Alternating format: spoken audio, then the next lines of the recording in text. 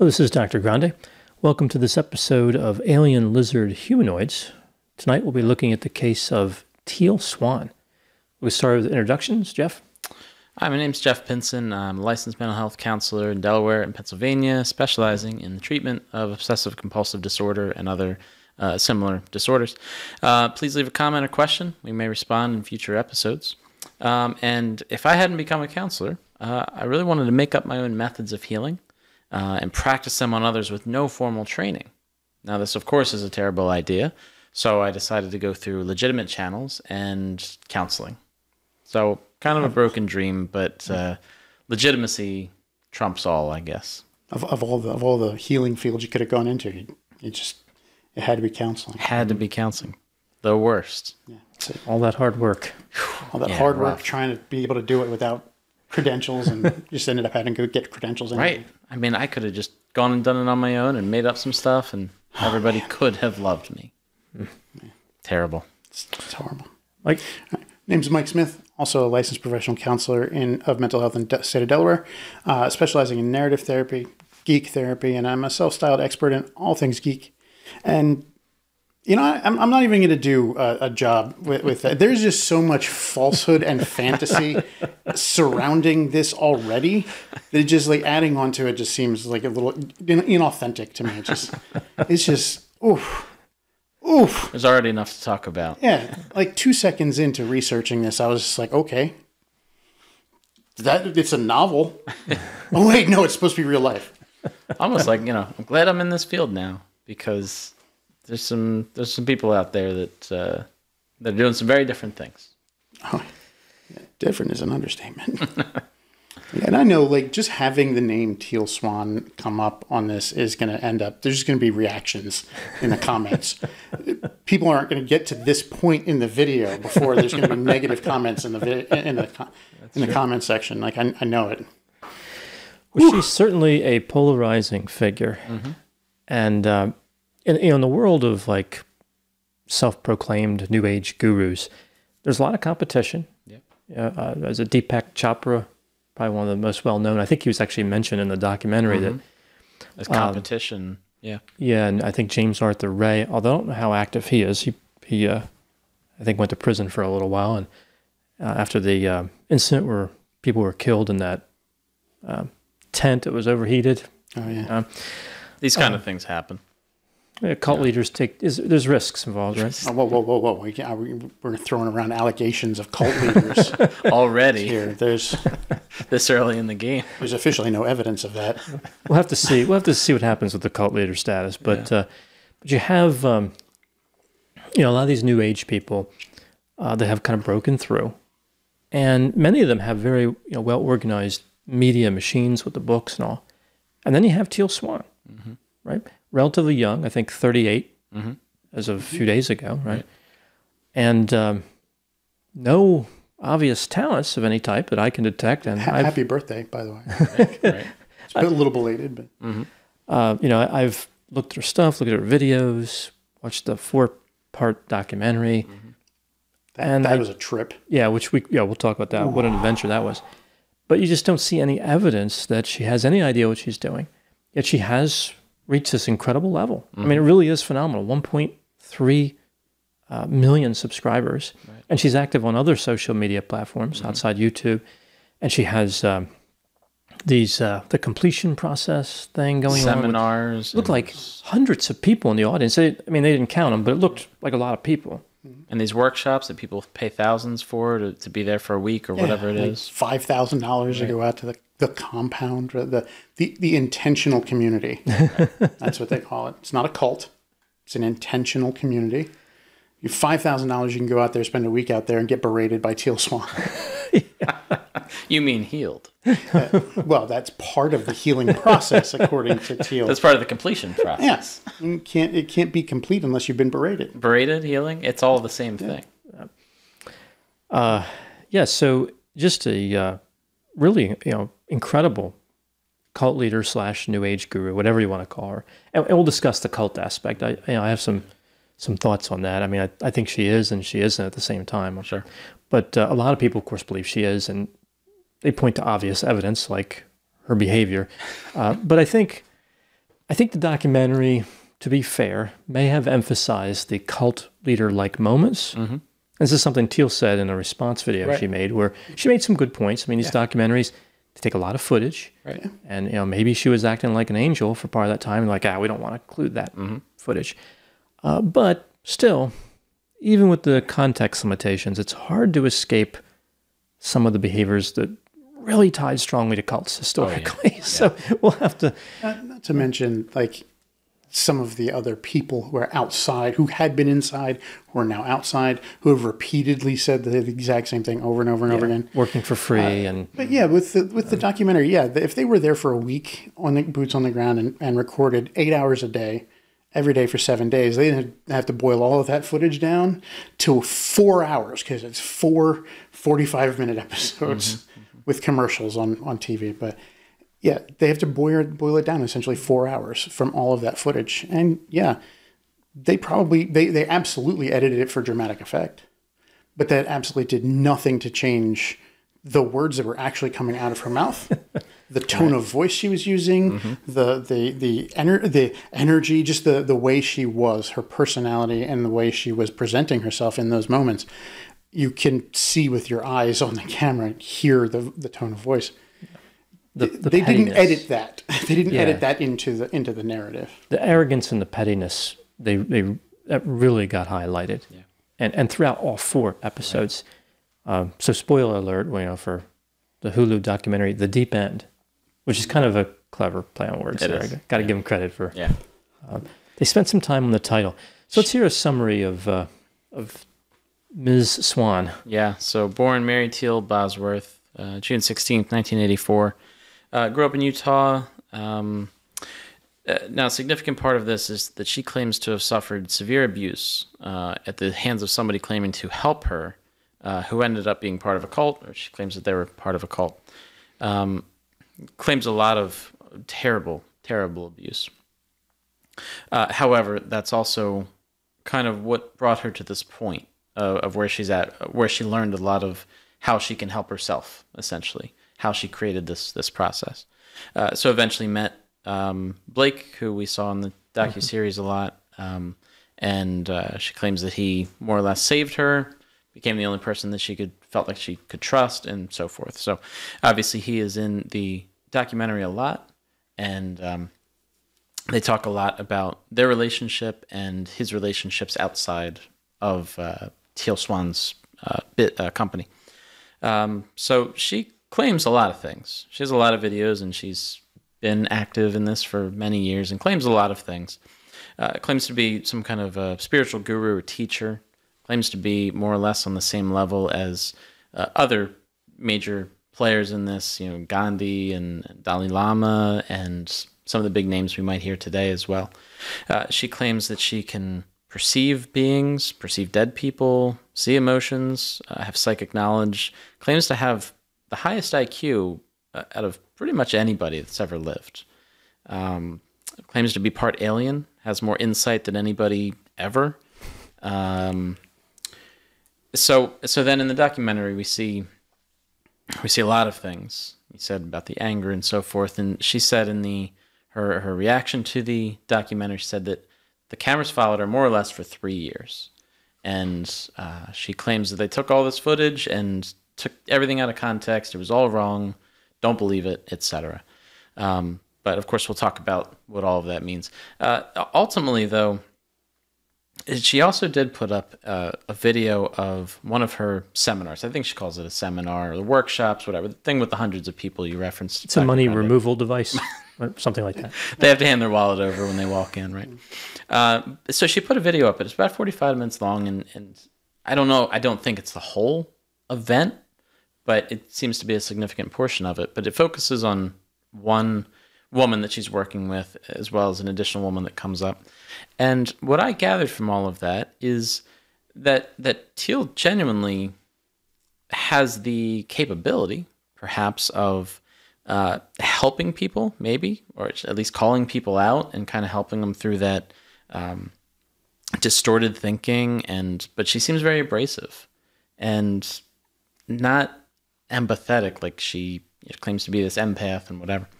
It really just seems to be some kind of a talk show kind of thing. Like you might see a daytime talk show, like a tabloid talk show, like a Maury show or something, where people go on there and somebody else calls them out on what they're doing, and everybody supports what should be happening and hooray for something good happening. Ultimately, that's really what it seems to be. So like a pop psychology type thing. Let's promote healthier habits with weird ways of doing things. And I don't know. I don't understand the appeal, frankly. Obviously, a lot of other people do. But that's what it seems like to me. It seems to have the same ethos as a daytime talk show. So that's what I've gathered from it so far. I'd agree with that. It definitely has that pop psych kind of feel, because like she'd been through quite a bit of therapy herself over the years, so she has the lingo down. Like she has enough knowledge of what therapists say, right, and how they talk, and some of the things that lead them to therapeutic breakthroughs, or just some change. And she takes those and then weaves in her own perspective on how you should be handling past traumas. Right. But she doesn't take into account anywhere the physiological responses that happen from any kind of mental health disorders. She doesn't, medication is a no-go, like right away. And she then like makes it all about, you had trauma in your past. Right. Even if the person didn't really have a relatively happy upbringing, there's got to be trauma in your past somewhere in there. You just don't remember it. And you're not believing your truth. Yeah, you're not believing your truth in that. So there's a separation between you and your truth. That your truth is just hidden from you, and that's the problem. So she gets very abrasive and calls people on those things when it's not necessary. And the biggest problem I saw throughout all of that and all the other reading and things I've done is that she absolutely lacks empathy. Mm-hmm. She lacks the ability to see that another person is actually hurting, and then show that she understands that. Yeah. The person can say, "I'm hurting right now," and she goes, "So what? Stay with it. Go with it." There's no modification of her responses based on what the other person's saying. Like the real distinct feeling I got from the stage events is that she doesn't need the other person there. Mm-hmm. And she doesn't need the audience there. Right. She's already decided what she's going to say. And it's these little kernels of wisdom that are just basically twisting around the last thing the person said. Mm-hmm. That's her whole trick, right? Just twist it around, and then it seems like a genius move, and the audience goes berserk. Right. And they're like, "Oh, this is the best thing ever." And the victim or client is like, they're like, "Oh, wow, this is amazing. Why didn't I think of that?" Yeah. Right. The biggest problem with this is that it's so much like what many of these people have experienced in a therapist's office, that they say something, and then the therapist, because it's a common practice, reflects that back to them so they can kind of hear what they just said. But when a therapist does it, they do it with empathy. They do it with meaning. They do it to help the client see. They kind of hold up the mirror and say, "This is what you're doing." She just seizes on it to make a soundbite. Mm-hmm. And that's the problem. It's like Bizarro therapy, right? Like all Superman Bizarro enemy, like everything backwards. Like he's got all superpowers similar to Superman, but they're just the reverse. Like instead of heat vision, he has cold vision. Instead of cold breath, he has like fire breath. Like, and it's just like, me, I'm Bizarro. Like this is like, it seems that her process is very Bizarro. Psychology, Bizarro therapy, and that's where it's dangerous. Mm-hmm.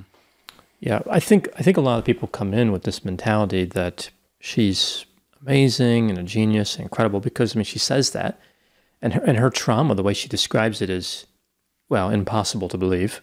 So I think people are amazed, right? Yeah. Well, she says she's not limited by time, space, or reality. Okay. In her storytelling, she absolutely is not limited by time, space, or reality. I'm compelled to agree on the point she makes there. Yeah, that's about the only thing I agree with her on. no reality was involved at all. And but yeah, I think making of this video. it's showmanship, right? The stage events are very much like I'm this wise person, and I'm just going to reflect back that last thing. I'm just going to twist it and fire it back, and not accept any pushback. Right. Like she has this intense stare, and she says it like, you know, it's like they're just like, okay, I get it, I surrender. You know, I get it. I should figure out my truth. Okay. Yeah, and it lets them know it's time to stop talking too, right? Like it's next person. I'm about to say something profound, so time for the stare. Was that in Forrest Gump when he was running across? Is it Arizona or somewhere? He was running across the painted desert. Yeah, and he stops because he's just done running. He turns around. All the people are like, "Shh, shh, He's about to say something. About to say something." I'm gonna go home now. I think was it like I'm pretty tired. Is that what he said? I'm pretty tired. I'm gonna go home now. Yeah. And they're like, "What are we supposed to do?" The difference, though, is that in that movie, Forrest wasn't actually trying to create a cult. He ended up kind of creating a running cult, but he wasn't trying to. He wasn't talking to them, really. Like, he was just doing his run. Totally unaware of them, which, I mean, he never opened his mouth, and people decided to follow him. And I imagine that that's not too different from how things work in real life. That people are looking for someone to follow, something to believe in, something to solve their problems or whatever. And they find someone who seems like they know where they're going. In this case, with Forrest Gump, literally, he didn't really know where he was going, but he knew he was running. And there was intention there. There was, you know. And then Teal Swan comes along, and you're like, oh, it looks like she knows where she's going. It looks like she has some point to what she's doing. She could really help me.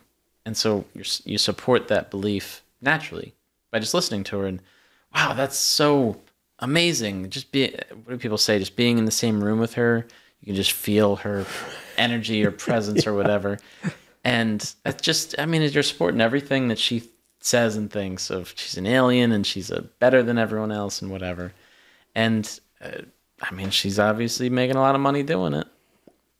Reincarnated Indian guru as well. Cleopatra. She's reincarnation of Cleopatra.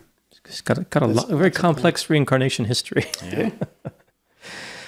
Well, she was the greats throughout history. Well, so we've mentioned this truth thing so far, and she said it a lot in the documentary. I think she says it a lot in her videos as well about someone having to find their truth. And she's, of course, not the first person to say this, but I've never understood how that works. How did a group of people or groups of people change the meaning of the word truth to mean something that is different for everybody? You know, can't you just pick a different word? Like, you're going to choose something that works for you, like a way of doing life that works for you, and just go with that instead of hijacking truth? I mean, objectively, philosophically, there's no such thing as truth because everyone has a different perspective on things. There's a lot of you see a car accident and 15 people standing around. You ask 15 people, there's going to be 15 different stories about what happened. They're different perspectives. Perspective would be a great term to use instead that's what I'm saying. Truth. The truth ultimately comes down to there was a car accident, there's evidence of it. Right. So then your perspective on how it happened. All right. Yeah. But, I mean, maybe she should just adopt perspective or something. That would be ideal to me. Yeah, she can't. The Jedi already have that one. Yeah, she's postmodernistic. I mean, you could argue that from a materialistic standpoint, the truth is explained in physics, like a vehicle collision. There's one thing that happened. Right. Particles moved to certain coordinates at certain velocities. You know, but yeah, everybody has a perspective, but really Teal's is the only one that matters. To Teal, yes. If your truth opposes her truth, and I think that was almost her exact words. She said that, yes, multiple times throughout. That's a big no-go. If your truth opposes my truth, and most of the time when she said that, it was with a implication of heavy consequences following that for the other person. Lots of anger involved. Yeah.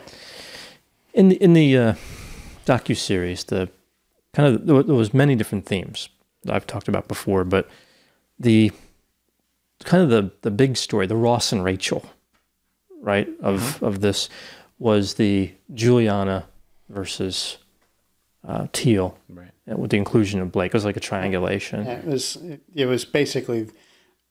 I really think that it was mostly Teal sided, like.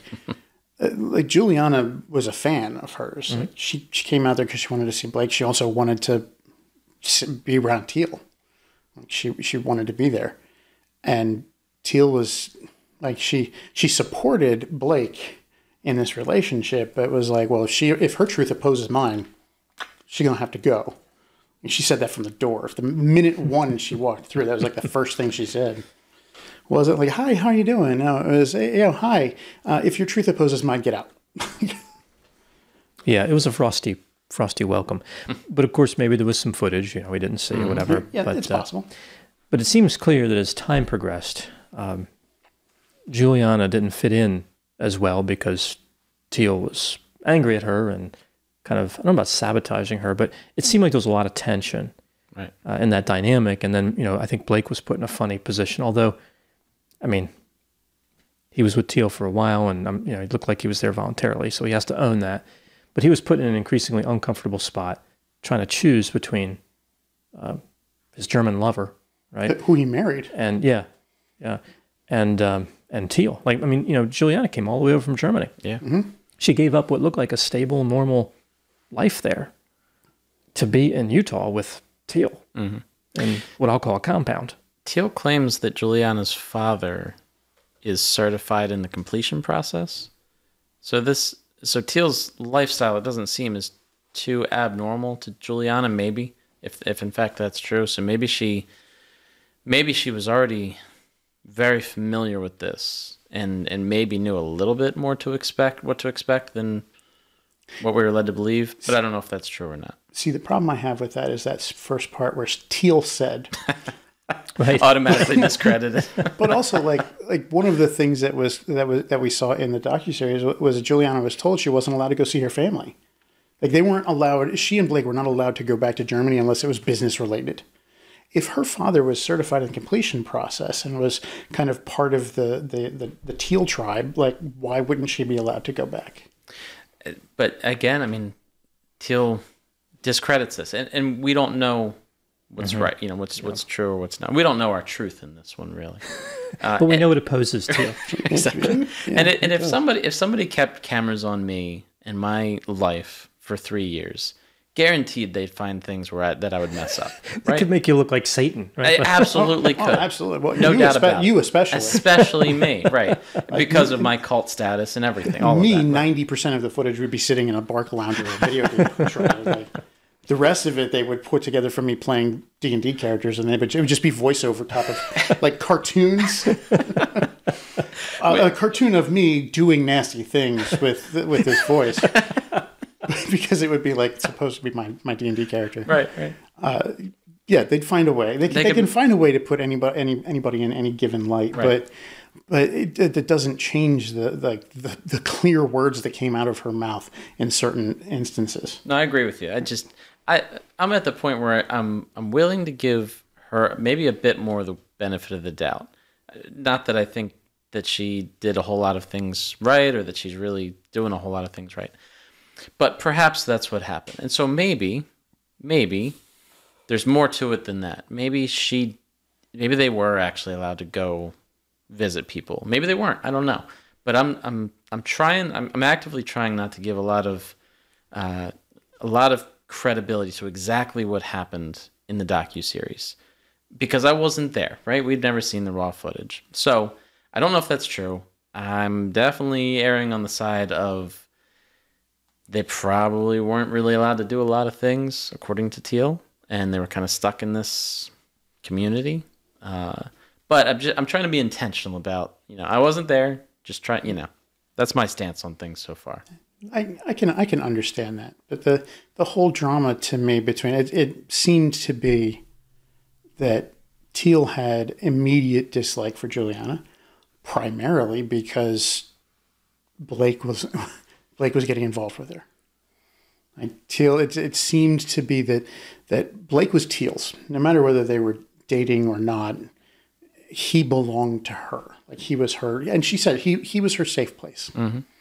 And if he then puts his focus into a relationship with someone else, then she loses part of him and his focus on her. So she was antagonistic towards Juliana from the door.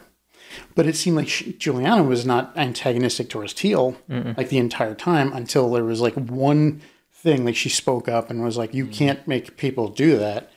And, then Teal was like, that's BS. I can. And it was like, okay. And like the next episode, after Teal gets bad news, she sits down in this staff meeting kind of thing. And it was like, you're my adversary. Mm-hmm. Yeah, there was no subtlety. No. That meeting I thought was one of the more interesting components of the documentary.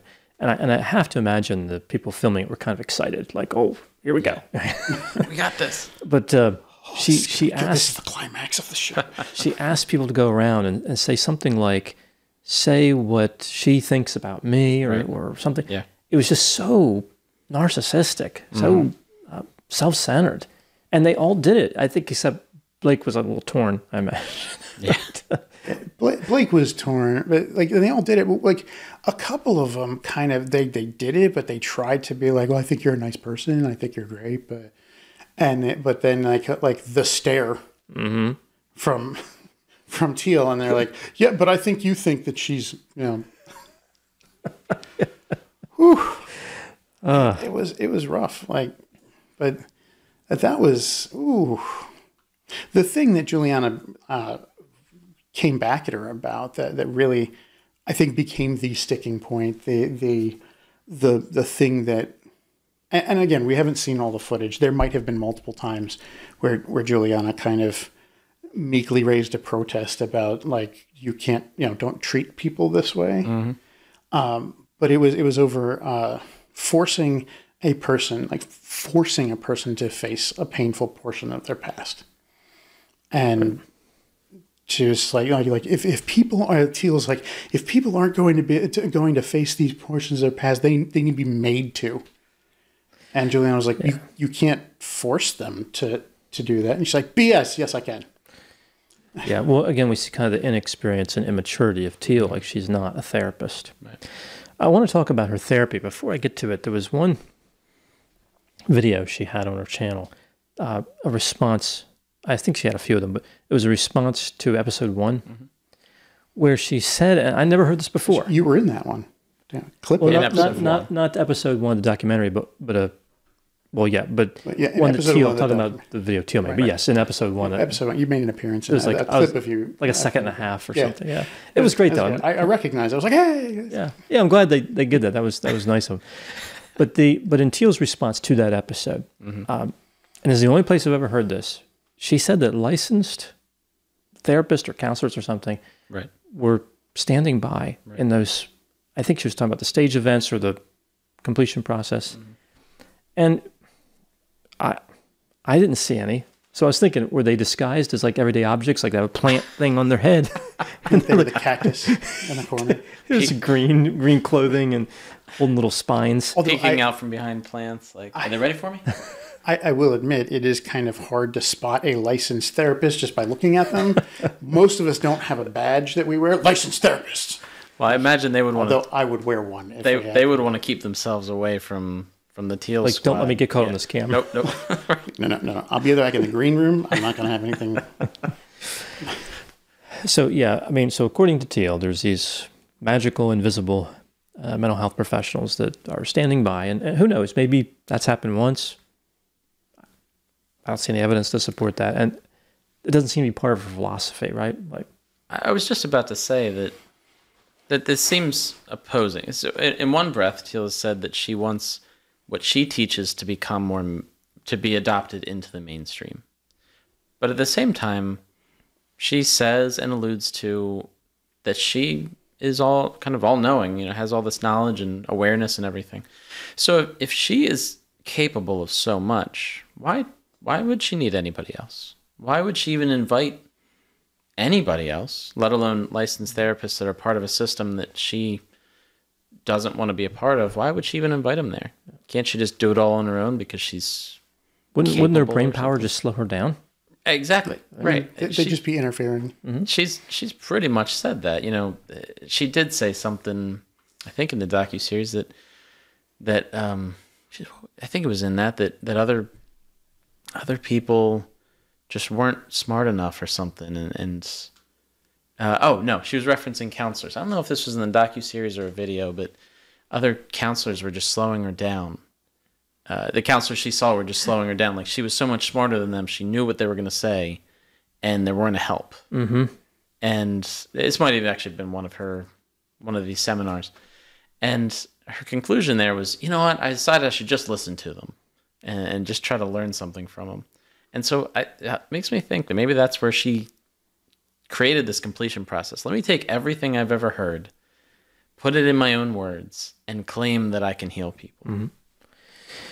Yeah, and really her whole process is simplistic. We'll talk about it. One other thing before we get to the mental health treatment, just something I found interesting when looking at her video titles.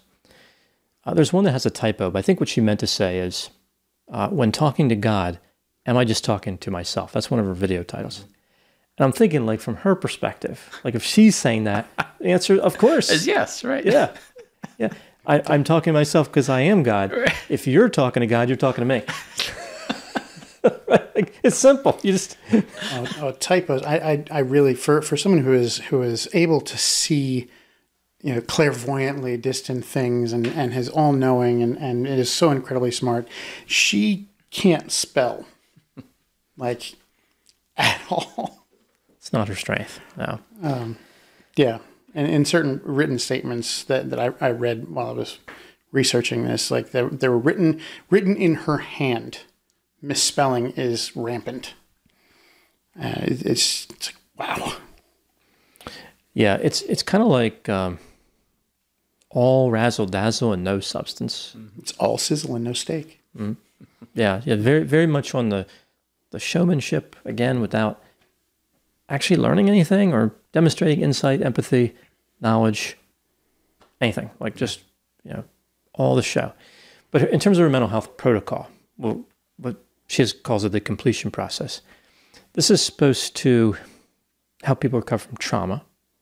And the way she conceptualizes is trauma causes everything bad, right? Which is, unfortunately, we hear that in the counseling community sometimes too. It's a misguided, I think well-intentioned, but misguided type of attribution, right? Like, what did Teal say? Something like, don't ask people what they have or what's wrong with them, but what happened to them. Right. I've heard that in counseling settings before, and it always makes me cringe, because some disorders, certainly, trauma is etiological, but not most. Mm-hmm. There is no magic solution to mental health symptoms. Like, oh, you had trauma, let's work it out.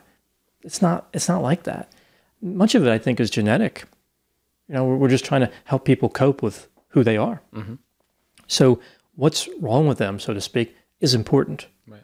Yeah. It actually matters. Yeah. They're coming in because something's wrong with them. Right. But, when you hear, like, diagnosis and something's wrong with me and symptoms, somebody like Teal seems more appealing, mm-hmm. because she has a different answer, right? Your experiences and your genetics don't matter. It's just one experience matters, the trauma. It's just the trauma.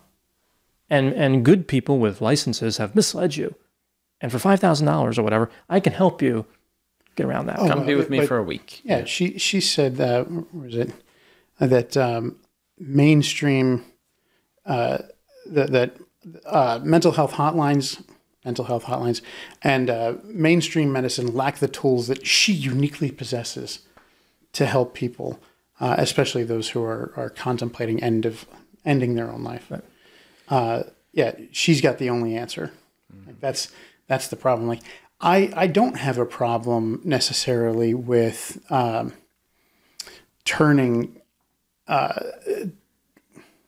Part of the narrative therapy is actually turning a problem that most of the time we identify as a trait, like something like depression or anxiety, into something external, and talking about it as, hey, the anxiety is trying to make you do this. This is something. And when it comes to trauma, I do say to people, this is something that happened to you. It doesn't define who you are. It doesn't. So essentially, I'm saying, like, there's nothing wrong with you. Mm-hmm.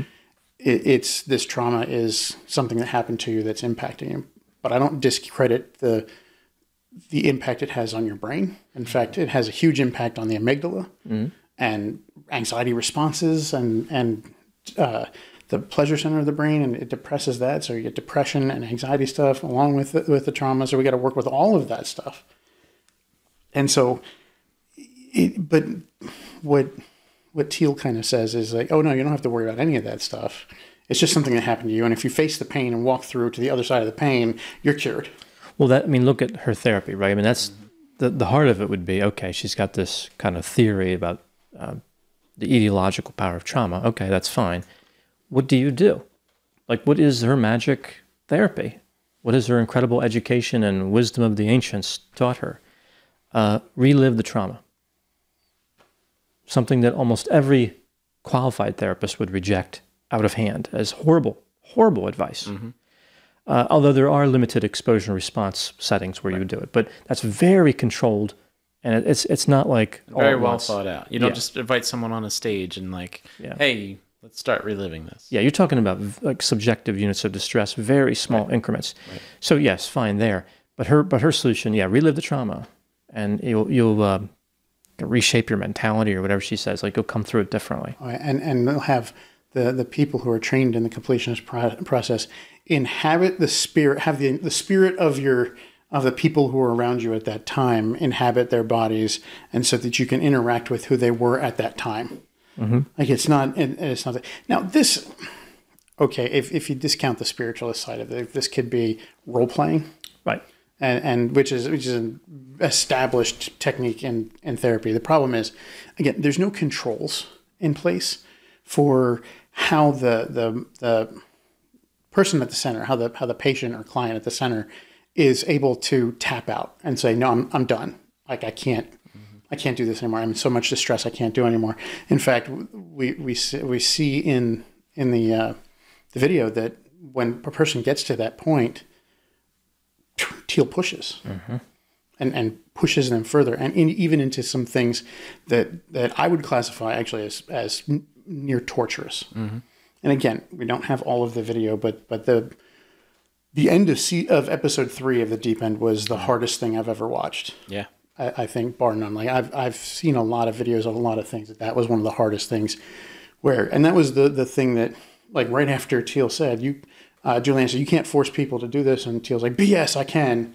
Like they went into this thing that she called water breathing, where they took the woman who was in incredible intense amounts of pain and did not want to face her pain. Told Teal that specifically, I don't want to do this. I don't want to look at this. They took her out to a pool and submerged her underwater and kept her from surfacing. Even when they did, quick grasp and pull her up so she'd get a quick grasp of air and then push her back under. And this went on. The video of this went on for much longer than I was comfortable with. It was very disturbing, but I imagine like that was actually cut down from how long it actually went on, because they only had snippets. And and Teal did respond to that part. She said that she had wanted to do it. She consented to do it, and that she wasn't being forced in or held down. But from the footage that was seen, one of the men who was there had his arm locked straight down, and she could not come up, and she was struggling to come up. It looked like she was being held underwater. And camera angles can do a lot. They can't do that.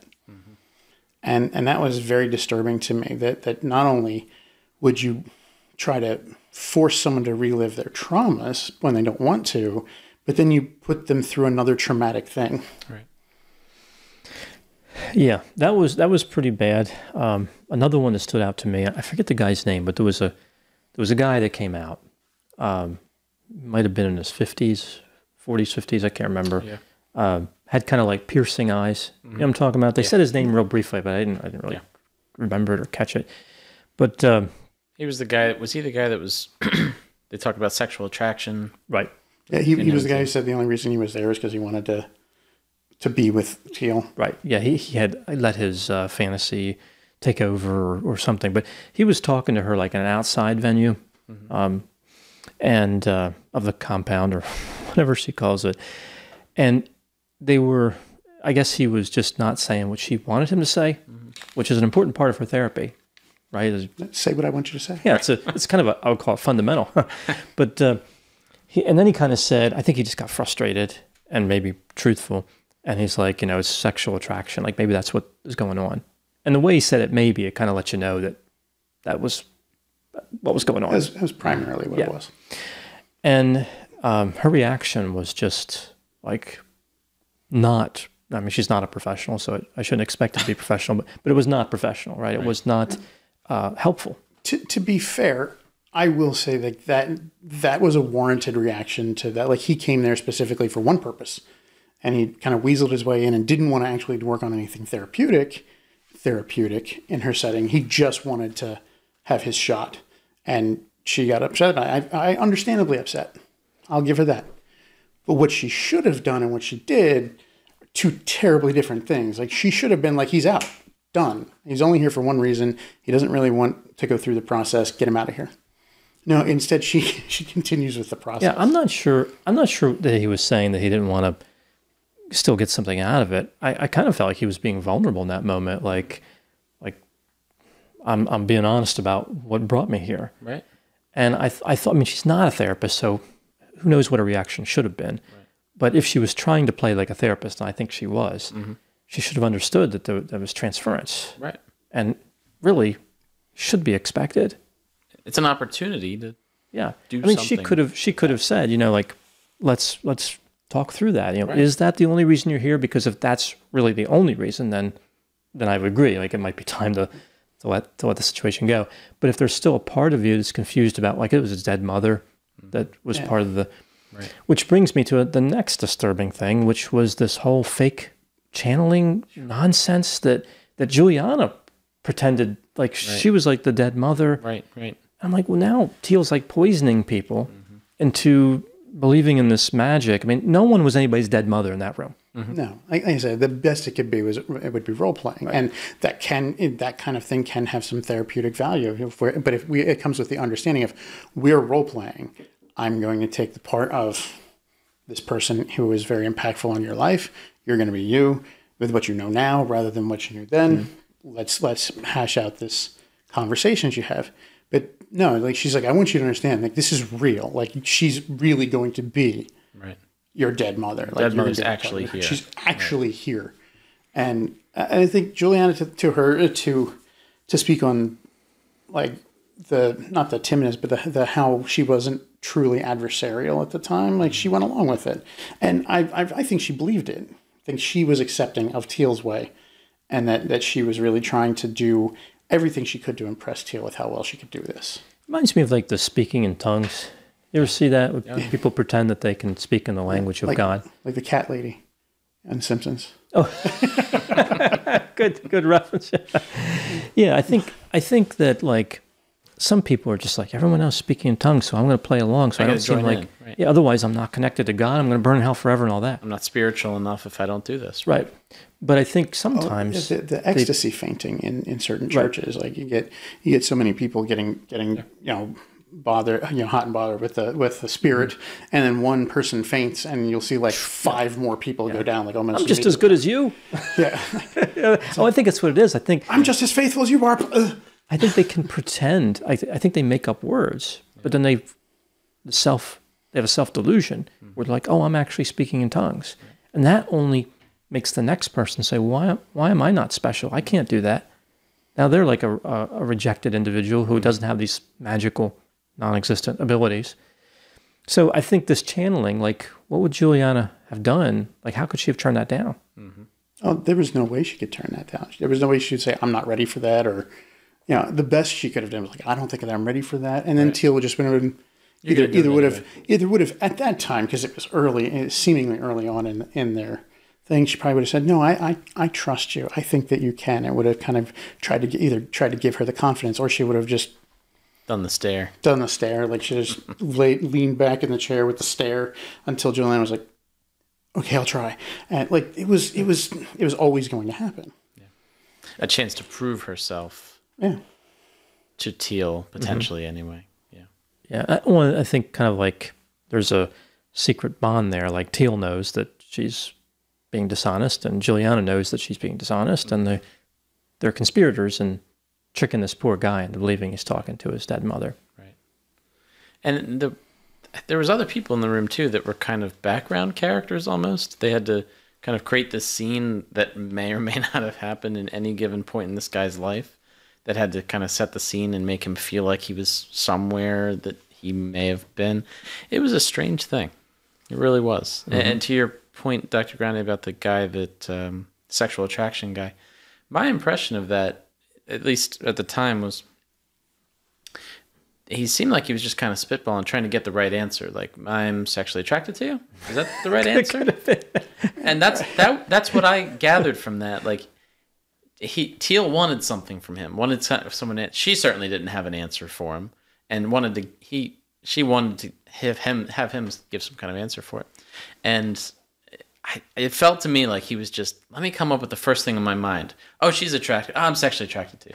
And that caused her, of course, to take it in a very weird direction.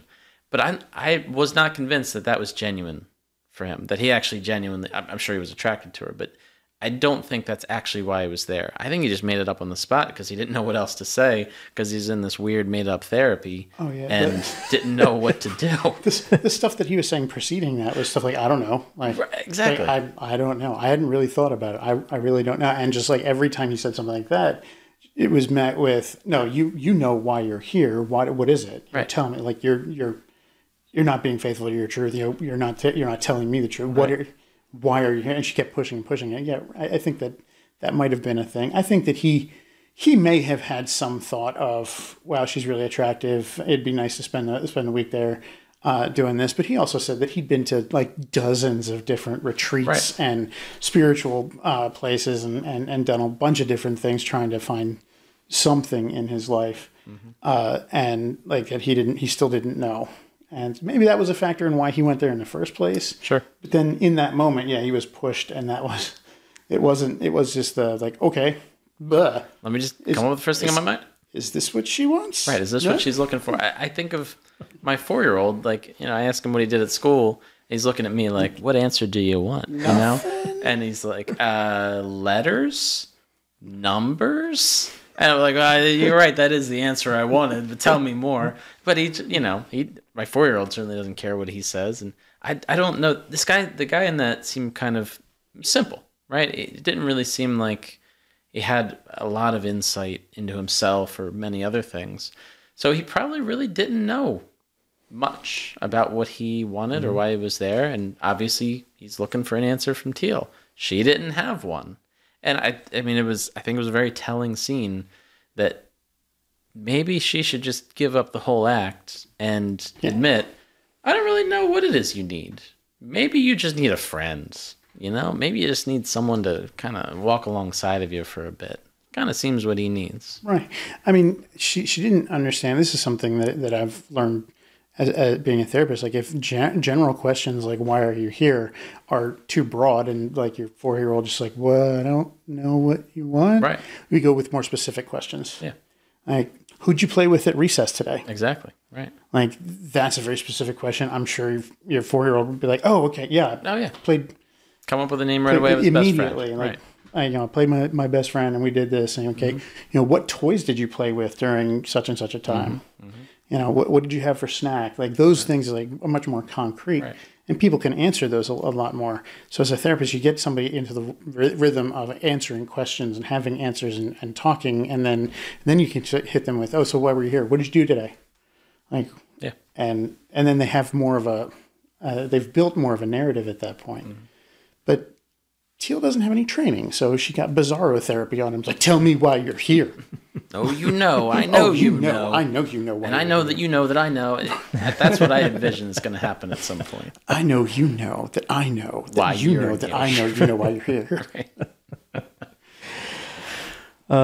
So on Teal's website, I thought this was interesting. I don't know if you looked there, but she has this whole list of practitioners, certified practitioners. It's extensive. There's a lot of people, and they put their photographs on there. So like they're asking to be identified, which just they're proud of it. Yeah, that was not did not seem like a wise move. But hey, I will say that if you've put $5,000 into learning how to be credentialed in something, you're gonna try and get something out of that. Right? Like, I put about $300 into a license, and I want to make sure that I keep that thing going. Like, I got my face out there on the internet for a license, right? If I'm paying $50 a month to be able to take CEs in geek therapy. When I get to complete that and get the certification in that, first of all, I stop paying for the monthly fee at that point. But also, you're right. I'm going to put my picture up there as geek therapist officially. Like it's gonna be a thing because I paid for it. Mm-hmm. Well, they certainly, probably more than one way, paid for this experience. Oh yeah, not just in money. But there's all these different things listed, and like it almost seemed like Teal or somebody else was sitting down like, well, I don't know what next. Like anxiety. Oh, that sounds good. Burnout. Yeah, add that to the list. Addiction. There's really no rhyme or reason. It's not orderly. But one of the items, like these are the practitioners or experts in these areas, and every single one of those is hidden childhood trauma. Right. Like that's the underlying thing. Like anxiety, hidden childhood trauma. Addiction, hidden childhood trauma. Burnout from what you're doing right now, hidden childhood trauma. Like you have to connect with that child part of you that was traumatized so that you're no longer burnt out at the heavily stressful job that you're doing right now. And if you don't remember, it's because it's a repressed memory. Right, exactly. Yeah. Which we need to, we'll get into that. And which we need to drown you to get the repressed. Barbara Snow. So one of the items I thought was interesting was cult survivor. And that kind of struck me because I'm like, well, to be fair, that one. I know a lot about that. Wait. Was it a different cult that you survived? Because technically, while yes, you are still here, if you're still in the inner circle, you haven't gotten out of that yet. That's a good point. So there's still a chance that you won't survive it. Mm-hmm. That's a good point. Not that every cult ends in a Jonestown or Heaven's Gate kind of a way, but there's still a big possibility. It should say cult member instead of cult survivor. It could be a Koresh incident kind of thing. Like, but yeah, there's a high mortality rate in cults. Somebody calls them up and like, I'm interested in the cult member thing.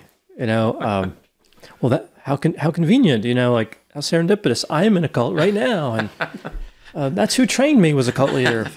He'd be like, I got out of a cult, Scientology, a few months ago, and I'm still struggling with trying to reintegrate. Can you help me out with that? Oh, absolutely. I got out of a cult, last year too. It was a completely different cult. Now you just have to come and see Teal, and it'll be fine.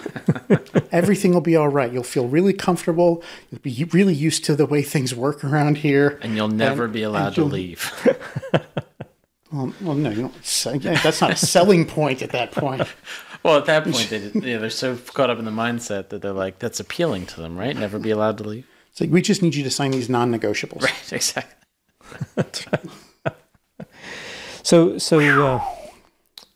let's talk about the next phase of Teal in terms of her mental health practice.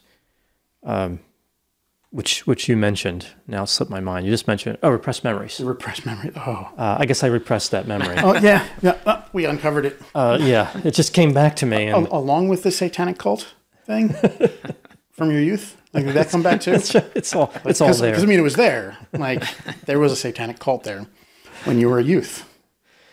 You just didn't remember it. Yeah, it's back in the memories. Yeah, you got to find it. We'll pull it out on this podcast. We'll pull it out, and you can relive some of the satanic cult activity. Well, from she when you were said younger. Her repressed memory was 13 years of living in a pit or something. Mm-hmm. Yeah, 13 years of a lot of different things that she said happened to her. Amongst them, like being strapped down on a steel veterinary table after hours and being forced to watch slides of dead animals and being electrocuted each time one was come up, and programmed that it was her fault that all of that happened. Or apparently she was at one point sewn into a human cadaver. Right. Like, I don't know how that's possible.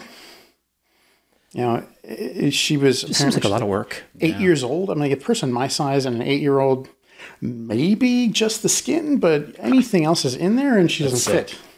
That's and sick. it's disgusting. It really is. Like, but this is what she says happened to her during that 13-year period. I wonder if she got that from Empire Strikes Back.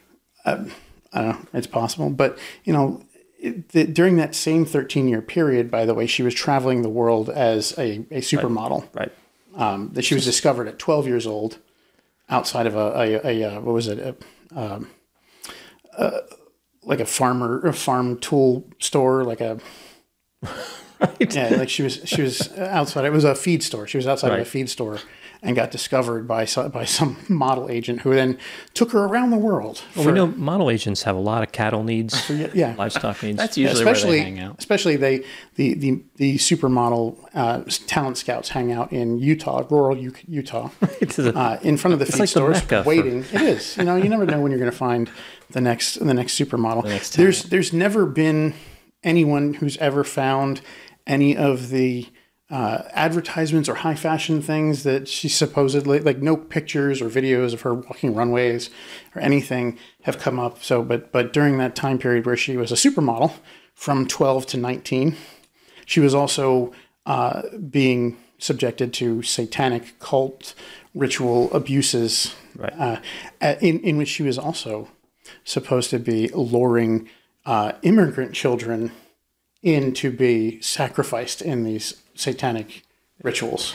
Yeah, she stitched a lot of pieces together to make up her repressed memory story. Yeah. Like she's got a little bit of everything. You can't top it. Right? If you go to her whatever her seminar and you try to beat her with your traumatic experience, you'll never beat her. You can't top. She's got it all. Nobody has more awareness. Nobody has more trauma. Nope. Yeah, she's got the torture, the anesthesia, the cult leader, the pit. I mean, how many trauma stories have a pit?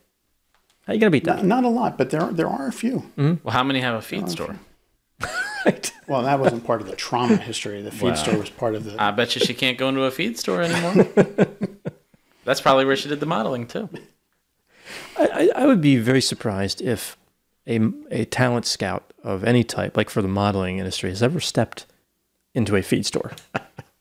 Like maybe if the store used to be a feed store, it's converted to something else. But like walked into a feed store and like, yeah, I need like 500 pounds of grain. I don't even know what these, we'll see. Grain sounds good. Chicken feed, please. Chicken feed and, a few 100 pounds of that. And any really attractive women around here for modeling? Any really attractive, it would be even worse than that, because any really attractive 12-year-olds around here for modeling purposes, apparently. Only modeling purposes. Right, yeah. I don't That's a normal request. I don't see that happening at all. It's just like, go into the Tractor Supply looking for horse feed and, kids to put into supermodeldom. I don't think they carry that at Tractor Supply. Yeah, I think more likely they would just call the police, right? Yeah, as they should. Yeah, as they should. But no, apparently over 13 years where she was being subjected to all this, and she didn't miss school, by the way, during any of this time that she was being held in the pit. In fact, she did well enough in school that she graduated a couple of years early. Of course, she manipulated her teachers into helping her do that. And she admitted that, and she got her male teachers to help her do extra work after class so that she could, work ahead so that she could get out of there earlier. And it worked. But no teacher, no neighbor ever saw any of the wounds that apparently were inflicted upon her. She never went to a hospital for the staph infections she said she got from having lesions on her back that cow blood was put on top of. Never went to a hospital for any of these things. And supposedly, and maybe it's a supernatural healing thing. Well, she's half alien. Right. We keep forgetting that. She is half alien. Well, she says she's an Arcturian alien. Like not even half, full-on Arcturian alien, just changeling in... as a baby. So maybe, I don't know, maybe she has a huge healing factor and that's why. Mm-hmm. That could explain the modeling too. She shapeshifted, looked like a completely different person. Maybe. Late 90s. Who was a famous supermodel in the late 90s? Maybe that was Teal in shapeshifted disguise. Right.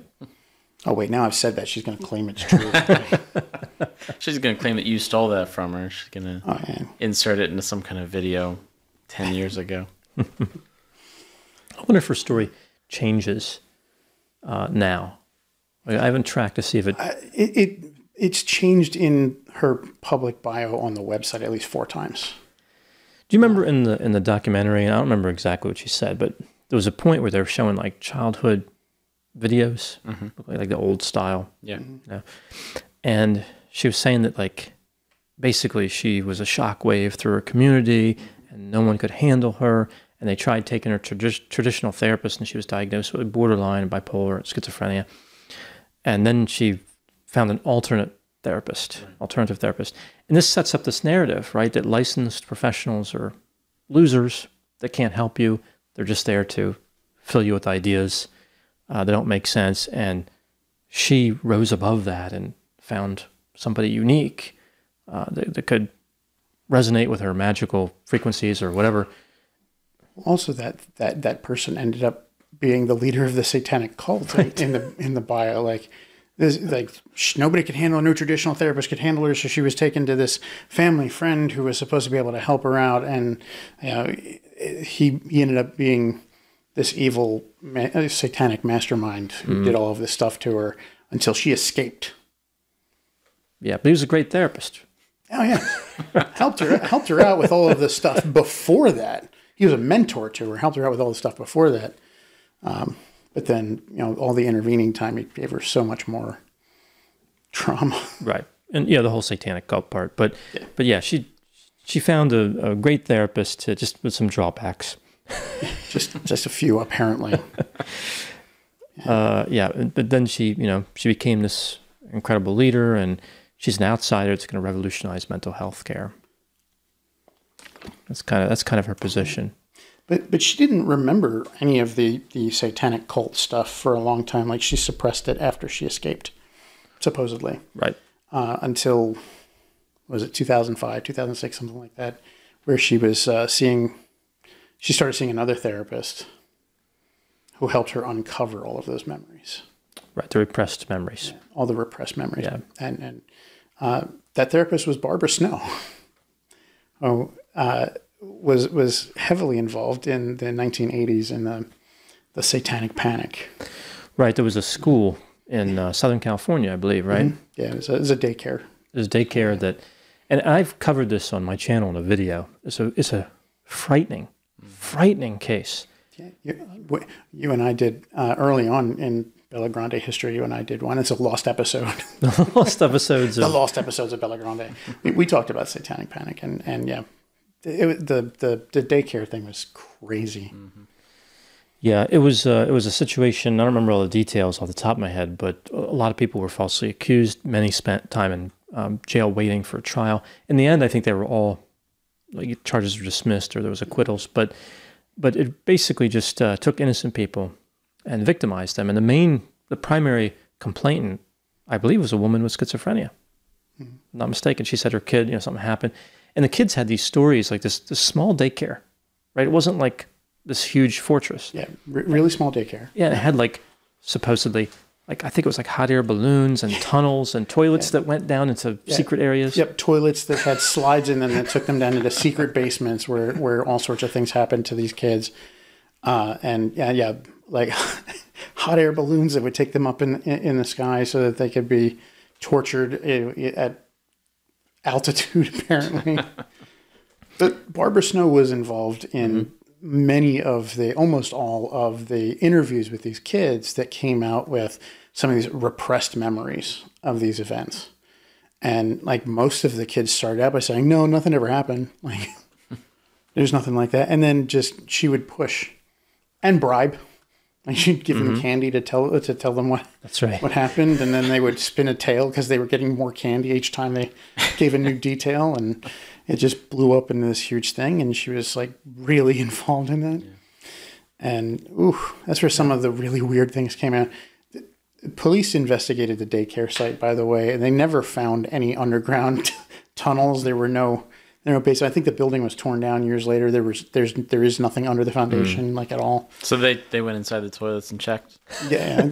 Well, I don't know if they went inside the toilets and checked, but it seems unlikely.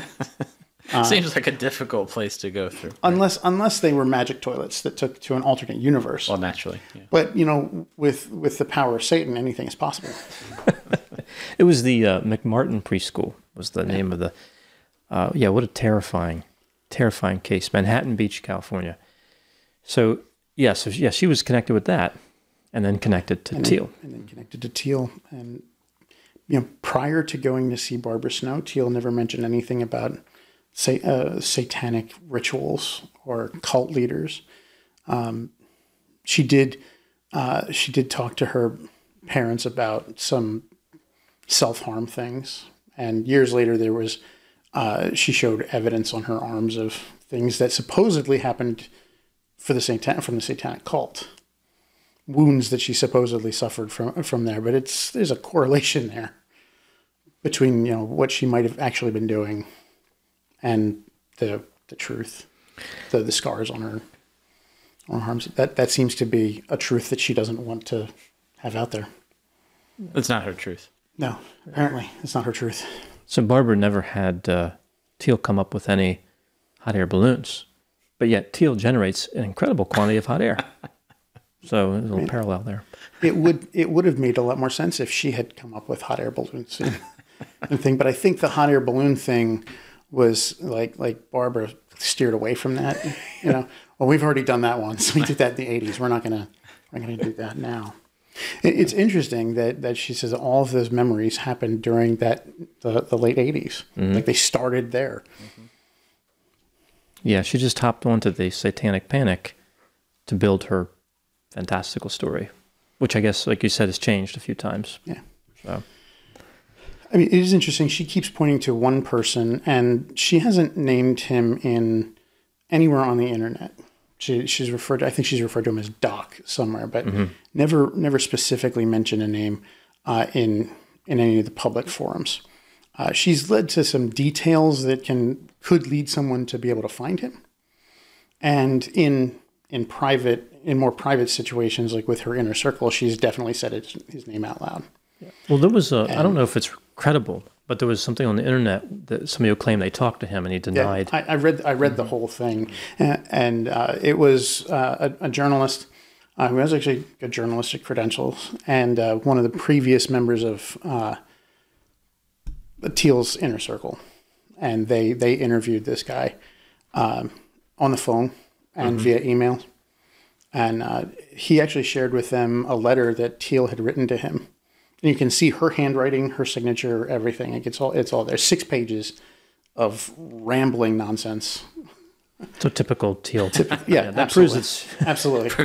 If you read through the letter and like you can hear her voice speaking it and just the nonsense. But it ends with her just like saying, I miss you. I really enjoyed. Really much. I love you. Miss you. And this was sent in like 2004 when she was 20 years old, supposedly a year or so after she escaped from him. Mm-hmm. Yeah. And like none of it jives. Like I can't say for certain that nothing ever happened between them when she was younger. It seems unlikely. Partially because Teal said, right, it's enough. But disqualifies it already. But throughout that interview, he's very consistent with everything he says. Like he kind of repeats the same things over and over again, and it doesn't change. Like it's not like it's very consistent throughout. And he's basically like, we never had a falling out, but she knows that I'll call her on her BS, and I guess that's why she pointed at me. And like he gets conflated into all of these negative stories and things, but there's so many details that she talks about this person that don't fit with him. but she says it's him. Like she says that her parents didn't know him. They were kind of casual acquaintances here, there, and that the two of them met for the first time when she was 6 and at a friend's house. Mm-hmm. Except that her mother worked for him in his veterinary practice before she was born. And he knew her from kind of day one, like from the time she was born. And yeah, her family, when she was like 6 or she was like 13, they asked him to talk to her and speak with her, and he started taking her around on veterinary rounds. And he did admit that he was the person who kind of helped her understand her healing ability, because like he was a practitioner of Qigong, Chinese energy manipulation, holistic treatment method, and introduced her to that. Apparently, her mother did take her to China to learn Qigong. That was part of her story. It was part of her story. Yeah. That part apparently is true.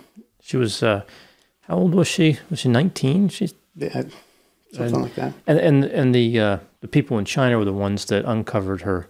Like they realized she wasn't mentally ill, but special. And, I guess a deity who was superior to everyone. She didn't say that, but I'm just guessing. Yeah. And then when she got back from China, she joined, and after finding out she was a deity, got back from China, she joined the U.S. Olympic skiing team. Right. Like most deities do, right? They all have a tour there. Drawn right to skiing. Right. Now that part is true. She was on the Olympic ski team in 2005, 2004, or 3 and 4, and then 2005-06 seasons. But in 2004, she competed in 2 events. She came in 5th and 8th out of 5 and 8. Oh, okay. In the whole competition had 4 events. She competed only in 2 of them. Came in 5th and 8th, and yet in a letter she wrote to her supposed satanic friend, she said she came in 4th overall. So math isn't math is not her strong suit. Math and spelling. And the following year, 2005-2006, she was a member of the elite ski team, but she didn't compete in any events at all. And a source who worked for that organization said that in order to be on the elite team, all you had to do is declare your intention to be on the elite team and show up. That's how she got on the team. Tough standards. Tough standards. But it is true, she was on the team. She came in dead last whenever she did compete and everything, but you won't hear that part from her. The records show that. The actual factual records will show that, but you'll never hear that part from her. For her, she was the front runner. If she talks about it. She does not seem to ever have been afraid of failing. She's willing to just try whatever, and hopefully something sticks. And so skiing obviously didn't work out, but then she had this guru thing to kind of lean back on, and whether that's failing or not right now is up for debate, of course. But she's making a lot of money out of it. I'd say she's perfectly successful at that right now. Yeah. Well, she complained about income at least one point in the docuseries, I believe. Like something like, what are we going to do for money? Or seems like her videos are getting fewer views now since the docuseries came out. And maybe that's just that they're newer videos. I don't know. But I would think they would do much better, right? Because that was a huge documentary that was seen by, I would assume, tens of millions of people. Right. Yeah, but the portrayal of her, it may have actually hurt her brand. Yeah. Especially the part where the one after that one woman had not Juliana, but the other one had declared outright that she didn't want to explore her pain. She felt like she was going to, because she had said no to Teal. She thought she was going to get kicked out, and she had threatened, like, so when I get home, I'm gonna end my life. And Teal's whole response to that was liability. It was liability. It's like, she can't go home. We can't let her go home, because if she goes home and completes that, they're going to say, oh, well, she was with Teal, just last week, and so that's the reason, and that's going to hurt us. We can't let her go. Yeah. There was no, to a point you said earlier, there was no empathy, right? It wasn't about, well, this is terrible. Like, she's so much pain. It's, we're afraid of the lawyers. How's this going to reflect on me? Yeah, and the public image impact. Yeah, it wasn't. Oh my goodness, she's in that much pain, and she thinks that I'm going to kick her out. Like if you were really therapeutic and empathetic, it would have been like, no, let me go talk to her. Tell her I'm not kicking her out for saying this.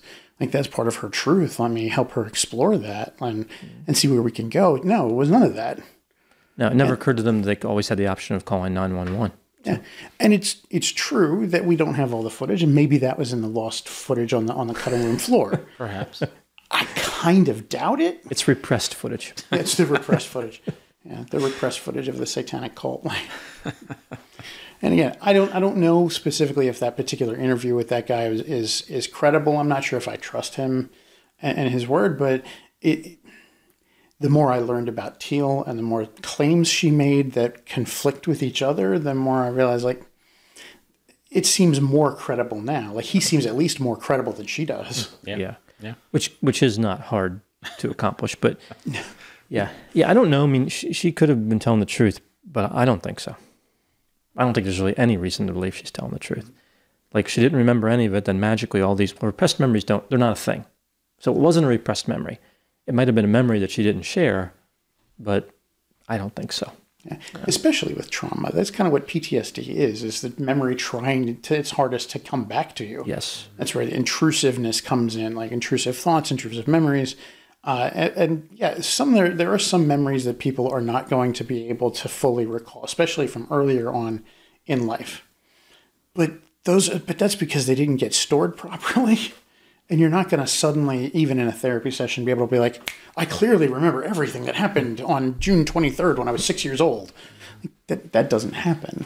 You're just going to be like, maybe still left with a sense that something happened. And, you know, if something traumatic did happen, you'll know, like, something happened to me around that time. Mm-hmm. I don't know the details of it, because the details can be kind of locked away, but you don't forget that something bad happened. Yeah, the repressed memory is really based on Freud. Like, repression was the central defense mechanism. It was the defense mechanism that all the other mechanisms, rationalization, intellectualization, all of them came from. It was the key. You know, repression was the key that you can push these things back. Problem is, there's no reason to believe that's actually true. It's a theory, and you can fit it to some of the data, but it doesn't hold up. But it's lingo that's now polluted the counseling waters, and I think that Teal's been drinking pretty heavily from those. Right? Wow. Years and years of going to see therapists, and years of being with Barbara Snow, and you know, she got the lingo down. That's why I said earlier, like, she knows the lingo, she knows the things to talk. Listening to her and talk in some of her videos and in the docuseries, I've said that to a client. I've said those words to a client. The difference was when I said something like that to a client, I was either reflecting back to them, or I did so with empathy and understanding that you're not going to leave this room until we've gotten to a certain point. And I'm not going to let this person walk out of here just in intense amounts of pain. But Teal's just like, when she's done with somebody on stage, she's like, you can go back to your seat now. It's a Mr. Burns. Right. Just hit the button and she can release the hounds. Release the hounds. No, just the trap door. She's trap door. Like, I'm sure if she could have that installed on every stage that she went to, she would. She'd be like, I'm done with you now. Next. Bring the next person up so that I can say more things. It's the truth opposition button. Dr. Grande, you were talking about the practitioners that are on our website. And I was looking through them, and I saw one that said psychotherapist underneath it. I said, is there a licensed individual on this page that decided to do this stuff as well? And I don't know if this is an actual degree or not, but it says alternative psychotherapist, and then it says HP, PSI, like side degree. And so I don't know if it's an actual degree, but completion process practitioner. Uncovering transgenerational or ancestral trauma, the trauma of the ancestors. I'm also someone that tends to help others to embody fully on this planet, to feel any emotions fully, and to retrieve any aspects that have gone astray or have been implanted in somebody else. So then there's also clarity breathwork, which was formerly called rebirthing. So apparently this person is capable of rebirthing somebody else to help you activate subconscious material and to move through blockages. The incredible claims here. Rebirthing and recognizing this ancestral trauma that your ancestors have gone through and how that affects you. It's quite remarkable, the kind of things they're able to do. I mean, I'm amazed, just generally amazed. Well, they certainly have a lot of confidence. Yeah. And that's one thing is I feel like the fake, like the pseudo therapists, they have 100 times more confidence than a licensed professional, because licensed professionals are skeptical even of their own abilities. Sure. But these people, Teal has trained them to be amazingly confident and sure of themselves, even if they're just talking nonsense. And I can see why some people could get pulled into that without doing homework. If they just, this person seems like they're very sure of themselves. Mm-hmm.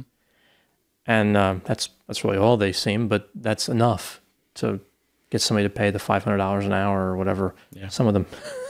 That one was 150. Well, I don't remember what that symbol was. I don't know that it was pounds, but 150 something that was not U.S. dollars per session, mm-hmm. whatever that means in that currency. But you can easily make a parallel there with,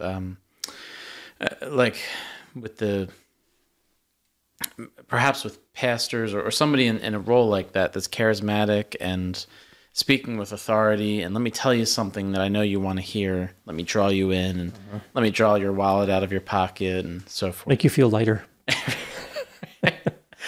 There's an easy parallel there that let me just say things in a way that makes it seem like I know what I'm talking about, no matter what it is, and you're going to be amazed. And the audience is going to be amazed by my intelligence and my ability to figure things out.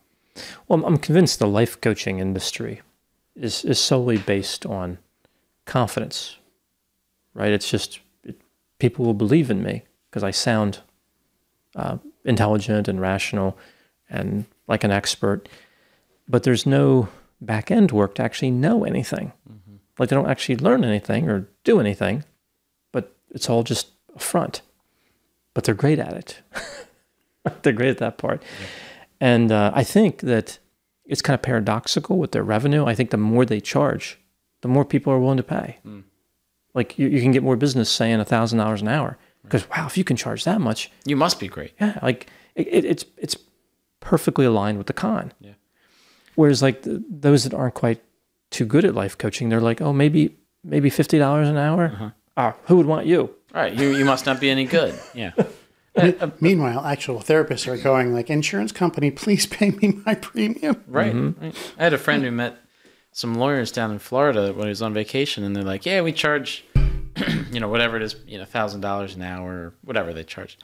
And my friend's like, wow, that's amazing. Like, you must really do a lot of like really heavy stuff, to get charged to charge that much. And they essentially said, well, yeah, that's true, maybe, but that's what our clients expect. And if we charge less than that, they're going to look at us and say, oh, charge $100 an hour? You must be worthless. You must not know what you're doing because you don't align financially with these other heavy hitters. And so it's at some point keeping up with competition. And meanwhile, people believe, oh, they must be the best. Yeah, it's I think it's like an image of success that you have to promote all the time. Right. So the another item I wanted to talk about with Teal Swan I thought was very revealing was the final, not the Blake and Juliana exit, but the final meeting with the inner circle. Mm. Oh, yeah. You know what I'm talking about? I thought that was actually probably the most important part. The aftermath of everything. Yeah. I really think it's important to preface that with the private investigator thing. Right. Okay. Because that's really the catalyst that sparked the whole exit of Juliana and Blake, which kind of is why she had that final meeting. So like they were there's numerous accusations that she's that some of her philosophies are dangerous, especially to people who are in so much pain that they're seeking to a final way out, so to speak. And part of her approach is imagine it. And this is where I said when I said that I heard her say something, I said I've used those words. Was in the first episode, she has the one girl up on stage who's like, I want to end things, and she goes, well, why haven't you? Why are you still on the planet? Why are you still here? Yeah. Why are you still on the planet? I'm like, I've said that to a client that I sat with. Like, what's kept you from doing it? What's kept you from completing it? But for my purposes in that session, it was to try and figure out, like, there's a reason you haven't. There are factors, there are protective factors that keep you from doing that. Let's explore what those are so that you have those as tools to help you not. But with Teal, it was just like... It's almost like a challenge. Yeah, it was almost a challenge. It was almost like, why haven't you? Like, if that's your truth, then do it. If that's your truth, to do it. And she kind of went along those lines with, ultimately, if that's going to be the way you go, that's the way you're going to go. And just do it or get off the pot, right? Like, yeah. To be fair to Teal, in one of the videos I watched on her channel that came out after the documentary, I think it was the same one I'm talking about. She denied all that. Yeah. So that's her current position. Right. I know somebody else who denied doing a whole bunch of stuff that was caught on video and was highly publicized. Like some dude with orange skin and bad hair. Like I never said that. We got video of you saying it, doing it. That, like, I don't know, but yeah, she would deny ever doing that. But there's video evidence. Like, I think she's denying that's her policy, like right. That she doesn't. So I guess no matter what she did, this is what she believes. And yet she's put out multiple videos that talk about the power of imagining it, and part of her stance has been, using it as a potential reset button. Have been her words, like it's there, and of course for her, in her philosophy, that's the safety net, right? Like, when you know that it's there and you accept that it's there as an option, it means you don't have to use it, and you can work to make things better. It's always there. You can always go do it if you need to, but that's terrifyingly dangerous. Yeah. I think she blamed it on Eastern philosophy in one of the reaction videos, that this came from some kind of Eastern line of thinking or spiritual teaching or something like that, which I don't know if that's true or not, but doesn't make it any less dangerous. Right. So there are these accusations of that, and then there's talk of the Teal tribe being a cult, right? And she wants to find a way to. This is the beginning of the docuseries. She wants to find a way to undercut that. So they hire a private investigator to look into this and give them a report, because they're hoping that the report will be able to say, no, there's no truth to any of that. Right. It's not a cult. Her philosophies aren't dangerous. Everything's hunky dory. And so to her credit, on who's paying her, the private investigator at first was kind of like on her side. It was like, yeah, I'll interview all these people in your circle and all this, and I'll do it and look into all these things, and I'll talk to people who have success stories and gather all that information. She's like, that's great, awesome. And then she did talk to some professionals in the mental health field who explained to her, like, why this is dangerous philosophy. And then she talked to some people who had been in the inner circle who had left. And then she found out about the non-negotiables, which is kind of like a contract that anyone on the inner circle has to sign, things that they have to do while they're there, if they're to remain in the inner circle. And the last episode there, the investigator's like, I'm going to tell you what my report is. Like, here's what it is. Like, the first question, is this dangerous? No. It was her conclusion. Not really. Is like, basically, it's a not your liability thing. People watching the videos are going to draw their own conclusions. And then the whole other thing was, is it a cult? And she's like, by and large, for most people out there who follow you, no. Your inner circle, yes. Yeah. And Teal just was like, she was internally furious, but she's like, but the private investigator was like asking her questions, like, about these non-negotiables and things, and Teal's like, just like, she's at a loss. She's like, no, like, she denies everything. She's gaslighting this poor investigator the entire time. She's like, no, that doesn't happen. Meanwhile, in the show, we've heard from people who actually have experienced this, and then we see it in action very shortly after that. Yeah. That that was genius to put that at the end. Like, from a filmmaking perspective, that meeting, and I think that was really, and Teal did a lot of things that I don't approve of, but I think that last meeting just removed any doubt. Like, you could still be like, okay, maybe, you know, she's just confused and she's got her own problems. Because the report pissed her off so much that she went after Juliana. She had to take her anger out on somebody. So she went after Juliana and said, you're an adversary, and ostracized her, kicked her out. And Blake was, her safe spot was like, that's my wife, I'm going with her. Yeah, and something happened with the fish. Did you see that thing with the fish? Yeah. That was terrible. Teal claims that he left the fish out in the sun for 6 hours. But I don't know how maybe it was just part of the moving thing. I don't know. But yeah, the fish died. I think that was the moral of the story. Yeah, but it was a weird thing to hight. Yeah. It was something that was very emotionally impactful for him. And I think the filmmakers included it as a kind of a metaphor for this is the death of their relationship. Yeah. Like the thing that he's been trying so hard to keep alive and take care of is now. Well, cool. He was now a fish out of water. Yeah. So, although I think I would argue he's in much better water.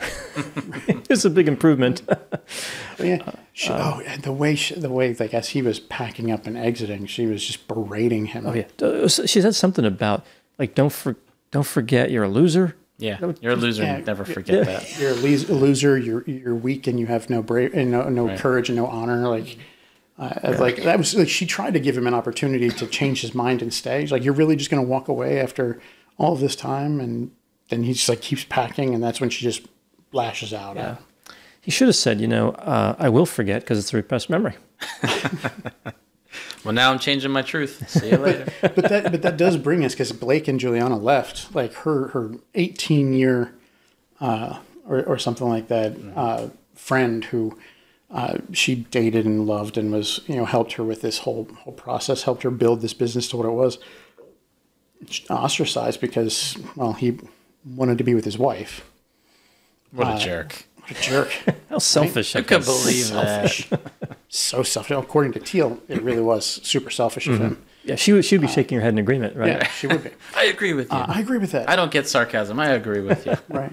She'll never get to this part in the video if she ever watches any part of it. She'll never get to this part.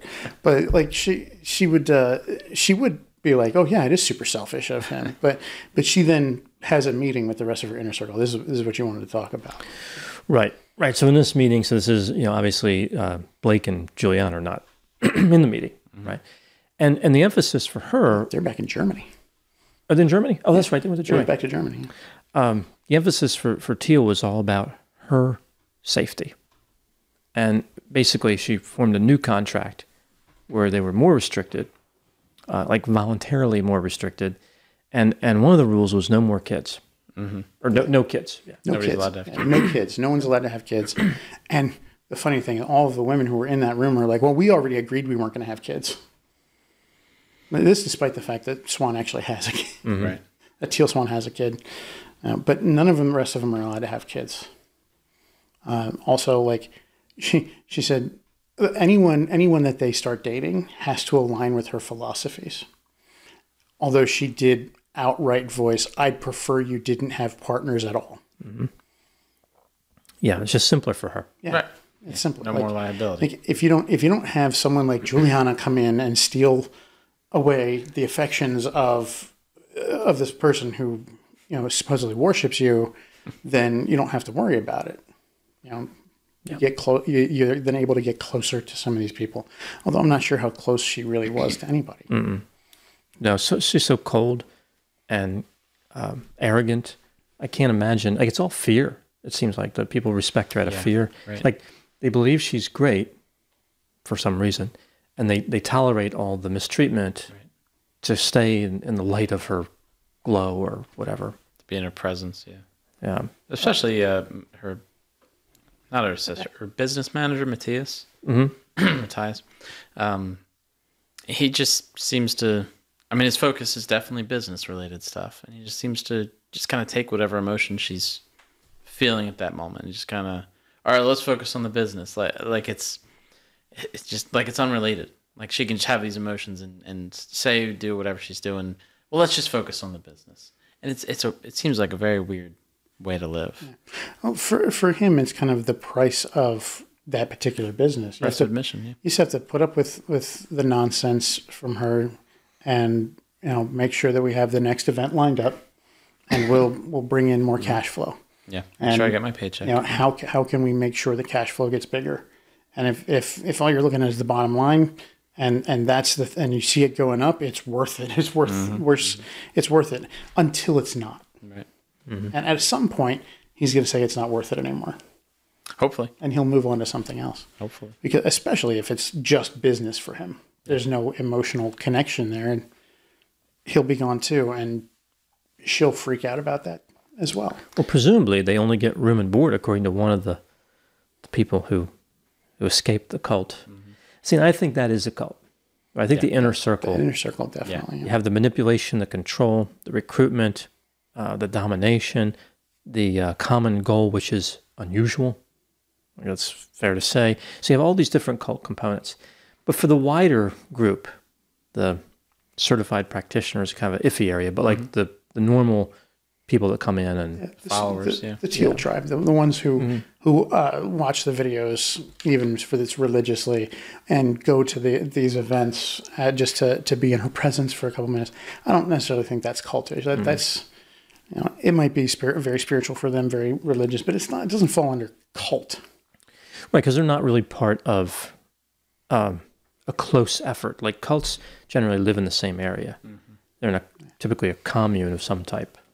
And the people who reside at her intentional community, not a cult, intentional community, they're very much subjected to those kinds of cult-like attitudes, but it's intentional. And a community, apparently. Right. Yeah, not a cult. Not a cult, officially. But with her cult. Yes, with her cult. I think it is, I think it's very small. Right, so it's like a miniature cult. Mm-hmm. But it's very important to her. And her level of control seems very intense. Oh, yeah. I don't see it leading to like a doomsday type or a spaceship like Heaven's Gate. I don't see it leading to like a fire like David Koresh. I just see it being miserable for those poor people trapped in that inner circle. I say if anything, it's going to end up with a huge amount of embezzlement from somebody who runs off to another country to hide out while she gets relegated to history, kind of like Bhagwan Rajneesh. Yeah. Like she's going hiding on a plane. Like I had no idea what was going on. I had no idea what was going on. Yeah. He's still one of my favorites. Like she's going to have 25 Rolls Royces in the garage. I think that of all the cult leader outcomes, that one's more likely than any of the rest. But I think we'll see ultimately that it's a business. Mm-hmm. That it's not necessarily about the cult. And if in order to maintain her brand, she has to cut loose every single person at that community and start over, she will. She absolutely will. Yeah. She'll be like, see, it's not a cult because they're all gone and I haven't said word one about it. Well, she has the formula. But that'll be her choice to separate from them. Mm-hmm. So all of the ostracization that would happen if somebody else decides to leave doesn't happen. And she could easily recruit someone from the followers. I'm sure there's many people. She could rebuild her team. Oh, yeah. That's the advantage of a relatively small team. Yeah. Like she doesn't have like a Jim Jones size operation, and nowhere near a Bhagwan Rajneesh size. She's not building a city. Right, yeah. He like bought a whole area of Oregon, right? Like that was incredible. But yeah, she doesn't have, she has very simple logistics. Mm-hmm. Pull in, it looked like maybe half dozen, 8 followers, something like that. Pull them in and give them jobs for no money. Yeah. Yeah. And then there's a lot of turnover of people with the retreats that she runs. Like she has that core group of 8 people who help her run and sustain the compound. Mm-hmm. And then just to fill up the rest of the ego spots, I guess, she has these people who pay $5,000 to come be bullied and berated by her. And I don't know, some people are into that and I don't judge, but I'm not spending that $5,000 anytime soon on that. Oof. Yeah. Her reaction to Blake and, what was his wife's name? Juliana, thank you. Her reaction to that, the 4th reaction and response video she came out with, was, to me, the most hard to believe. She said that her response of that, "You're a loser and never forget it," or whatever it was to something that Blake and Juliana did that landed them in the emergency room, but they did something to try to help Teal or something like that. And she said, and I was reasonably, extremely upset at what they did. And that's what she was responding to.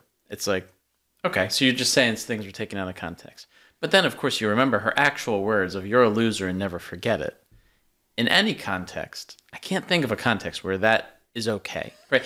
Even if she was like, "You're a loser, never forget it." I'm just kidding. Forget I said that. Still not okay. If she was quoting a movie and she's like, "You're a loser, never forget it." Remember that quote from the movie. There was a movie called The Losers, which is actually based on a comic book. It was pretty good movie. Chris Evans was in it. Bunch of stars were actually in it. So I mean, in that instance, the paramilitary group were called the Losers, right? And like, I guess like that might be a positive thing where the leader, it seems like, "You're a loser, never forget it." That's right. Like that'd be okay, but that could be it. I think that's kind of the only situation in which that would be. And the way she said in the anger acceptable. and Blake kind of cowering in a corner almost, I don't think there's any mistaking it. Right? You can make whatever reaction video you want, but I don't think there's any and without mistaking. honor. Like I don't think there's any mistaking that something bad happened there at the expense of somebody that wasn't Teal. Yeah. I mean, Yeah, that was a terrible moment at the end with that kind of domination of those poor people, Right. Trapped in that cult. Yep. I'd like to hear from Blake and or Juliana, and I haven't been able to find anything that they've said anywhere. Maybe there's stuff out there. I don't know, but I thought I was looking for information on. I thought I saw he had some type of web page up offering some service, but I can't remember. I can't be sure it was him.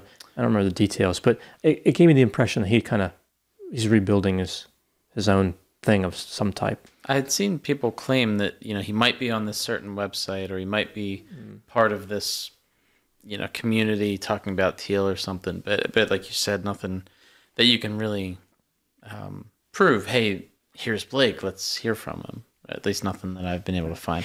I hope something like that comes up at some point. I'd love to hear their experience from their perspective. Maybe it's different. Maybe it's the same. Maybe it lines up with the documentary. Maybe it doesn't. But I think that would be an important piece of the puzzle. Having seen some of the way Blake acted in that, and seen how he reacted when the investigator was asking him about some of the call things, I think that even now, having gone through that, he would still try to protect Teal to an extent. You're probably right. I think he might be a little bit more honest with it, but I think that he still would be like and honestly mean no hard feelings towards Teal. I think she was a part of his life for a very long time. The last thing he said to her before he walked out of the room was, "I love you." Like he still tried to let her know that he cared as he was walking away. And I think it was very hard for him to do, but ultimately he saw the damage that was going to happen. I'm sure that he could still be in that compound if he had looked at Teal and said, "I will divorce her right now and get her out of here, send her away." But he didn't. He decided to stick to his guns and stand his ground and walk away with his wife, who he'd come to love. And I'm sure that was the hardest thing he had ever done. But I still think that he would, and to his credit, he would defend her in many ways. I think he'd be a little bit more honest in his view of her now. But he still would not want to badmouth her at all. Not because he's brainwashed or anything, but because he genuinely cares. Yeah. Weren't there people making comments about him, like saying good luck and things like that, and Teal was mad? Right. Oh, yeah. There was a lot of people making comments. If you look, some of the names were female, who were saying like, "Oh, good luck, we'll miss you." And she's like, "All of those are men. All of those people who are congratulating, that's all masculine energy. They're all men." Oh, and because then they can't handle how feminine I am with all of this. So it was very much a message of her being persecuted because she's female. And then when she said, if they actually knew what went on here, or what they did or whatever, that they would all want Juliana dead. There's no mistaking. Like, what context could you put that in that makes that okay? Maybe there's a movie quote. Maybe there's a movie called We Want Juliana Dead. I don't know. But there's no mistaking that was a horrible thing to say under any circumstance. I think she would get off on that. I mean, in the interview with the doc, the guy who got out of the cult, it's like he said that he was really concerned about this guy's safety because he'd stood in a kitchen with Teal as she told her ex-boyfriend some of the things that this guy had supposedly done to her. And it got the ex-boyfriend so angry that he wanted to drive to the guy's house in the middle of the night and murder him. And when he said he wanted to do that this guy claims that Teal smiled when he said he wanted to do that. Like, she was thrilled by the idea that this person was so enamored of her and believed her that he would go out and do that. They're playing with fire, right? All right. So, final thoughts on Teal Swan, Jeff. I didn't, prior to watching The Deep End, the docuseries, I had no experience with Teal Swan. I didn't know who she was or anything, so I went into it blind. No expectations, because I really didn't know who she was at all. I knew that she claimed to be some kind of spiritual teacher or something, but that's it. So then, of course, it painted a negative picture of her, and I think that it appears to be mostly justified, that she has brought a lot of this on herself with the claims that she makes and the things that she does and the way that she goes about trying to help people heal and so forth. Playing with fire, absolutely, very dangerous, ultimately, what she's doing. And, of course, people have said this about Teal, and Teal's response would be something like, you're just saying that because you're scared. You think that what I do is, that what I do is better, or something like that. She would claim her own grandiosity as the reason why somebody would say she's dangerous. But I genuinely believe that, and I don't think there's much merit to what she does. I think it probably helps people to some extent, but I think you could probably get the same help by, like I said in the beginning, going on some kind of talk show.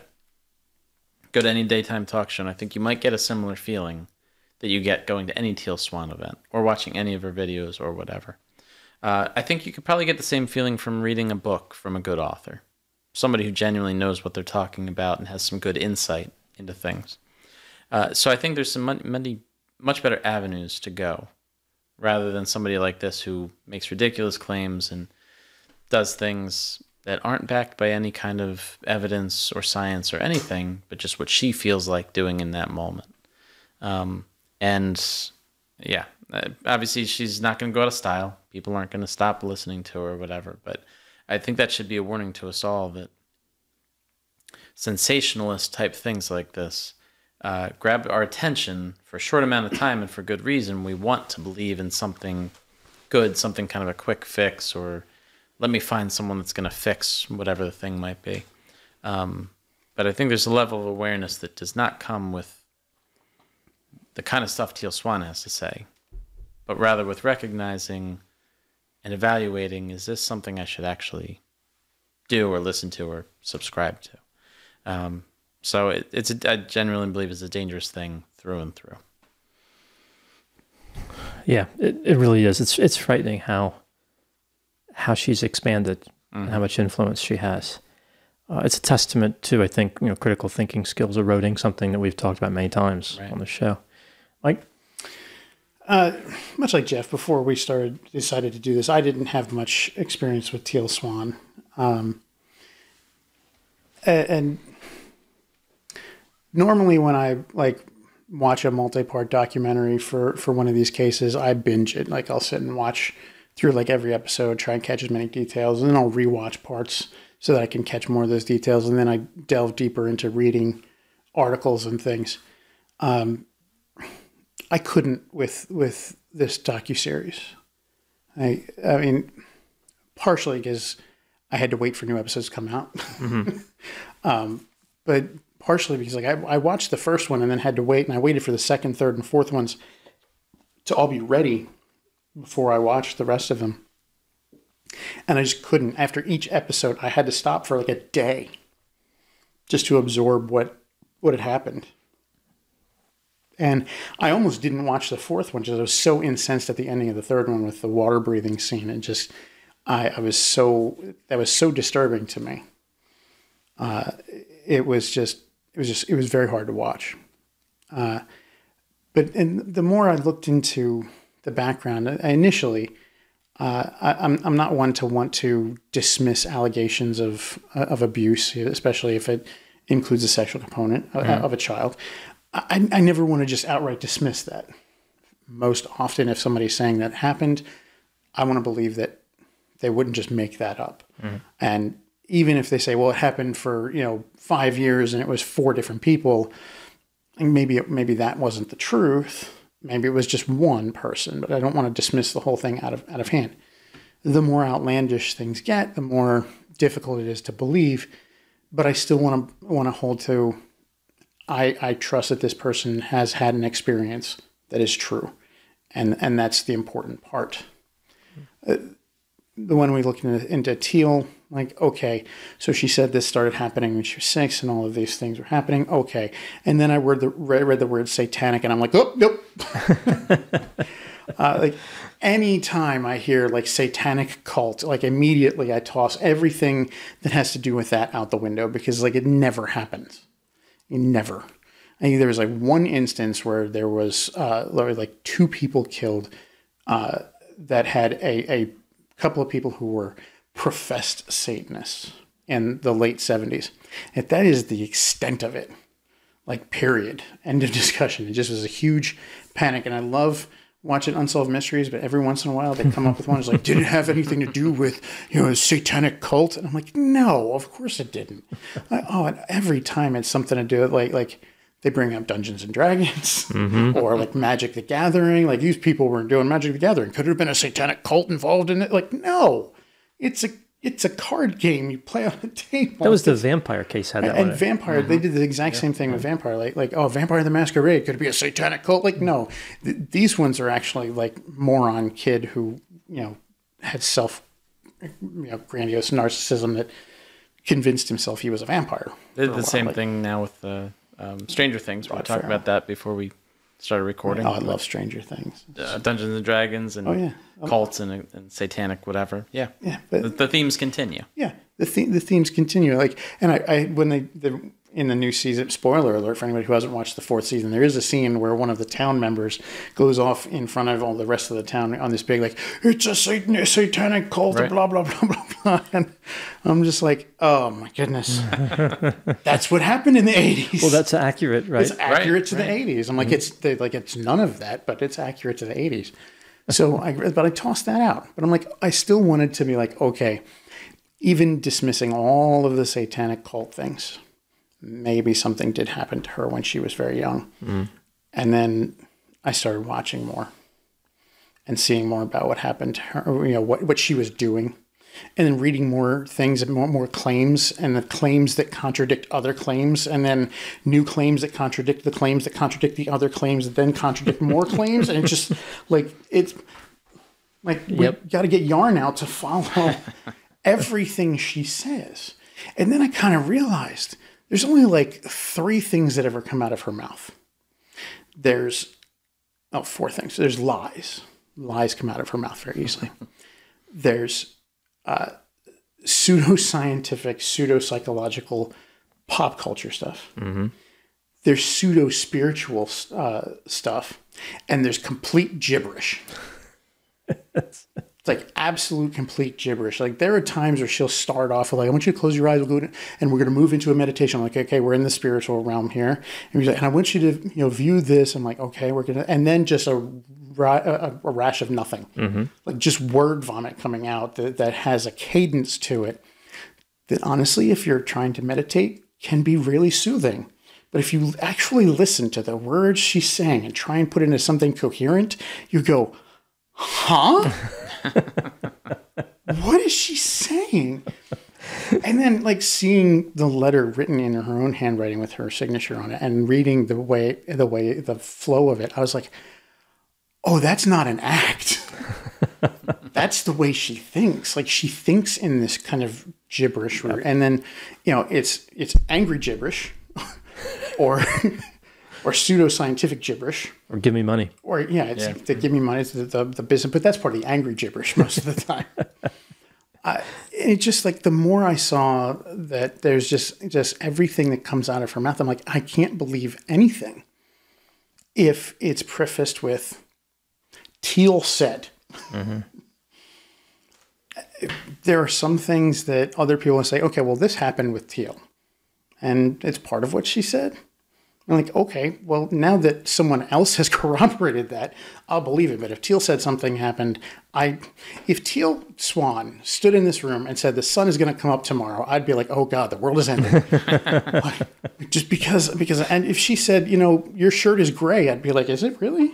Can I believe that? I don't believe you. I don't believe that. Like, that's how much I've come to distrust like everything she says, because I don't think she's ever said anything that's really truth.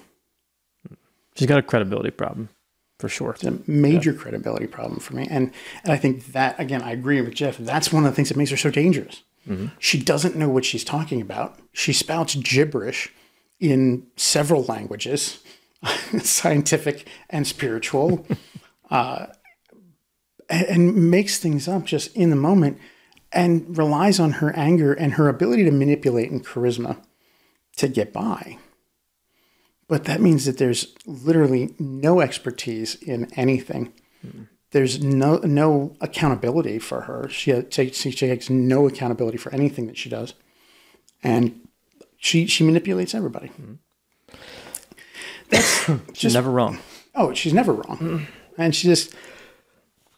that's what bothers me. What I think is really, really dangerous is just that people follow those words because it's soothing, because it's charismatic, because it's there. And meanwhile, the community of people who have credentials, who have gone through years of school and training and years of internship and then practice after that, who have supervision and who have dealt with people daily who are going through the worst times in their life.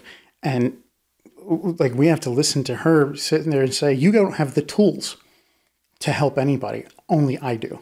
Mm-hmm. And I mean, that's a little offensive, but it also speaks to your ego. There is a scene in the first episode where one of the guys who's at the retreat looks at her and says, he's asking an honest question. Is there anybody who you look up to for philosophy? One of my favorite parts. And she's just like, no, why does there have to be somebody higher than me? You can't accept that there's no one higher than me, that there's nobody who's smarter than me. You can't accept that. And she's really like, basically he's just saying like, do you have like any kind of credentials? Have you learned anything from someone else? And she's like, no, it's all me. She said everything. No one had more awareness than her. Right. No one has more awareness than me. I'm like, yeah, I don't think you have the awareness level that you think you do. If you did, you might admit that, hey, maybe there are some other people who've thought of things that I haven't. Or some of my ideas are based on this other person's ideas because they started great, but I added to it. That still can feed into the narcissism, right? Like Einstein was smart. Don't get me wrong. E equals MC squared is only the start.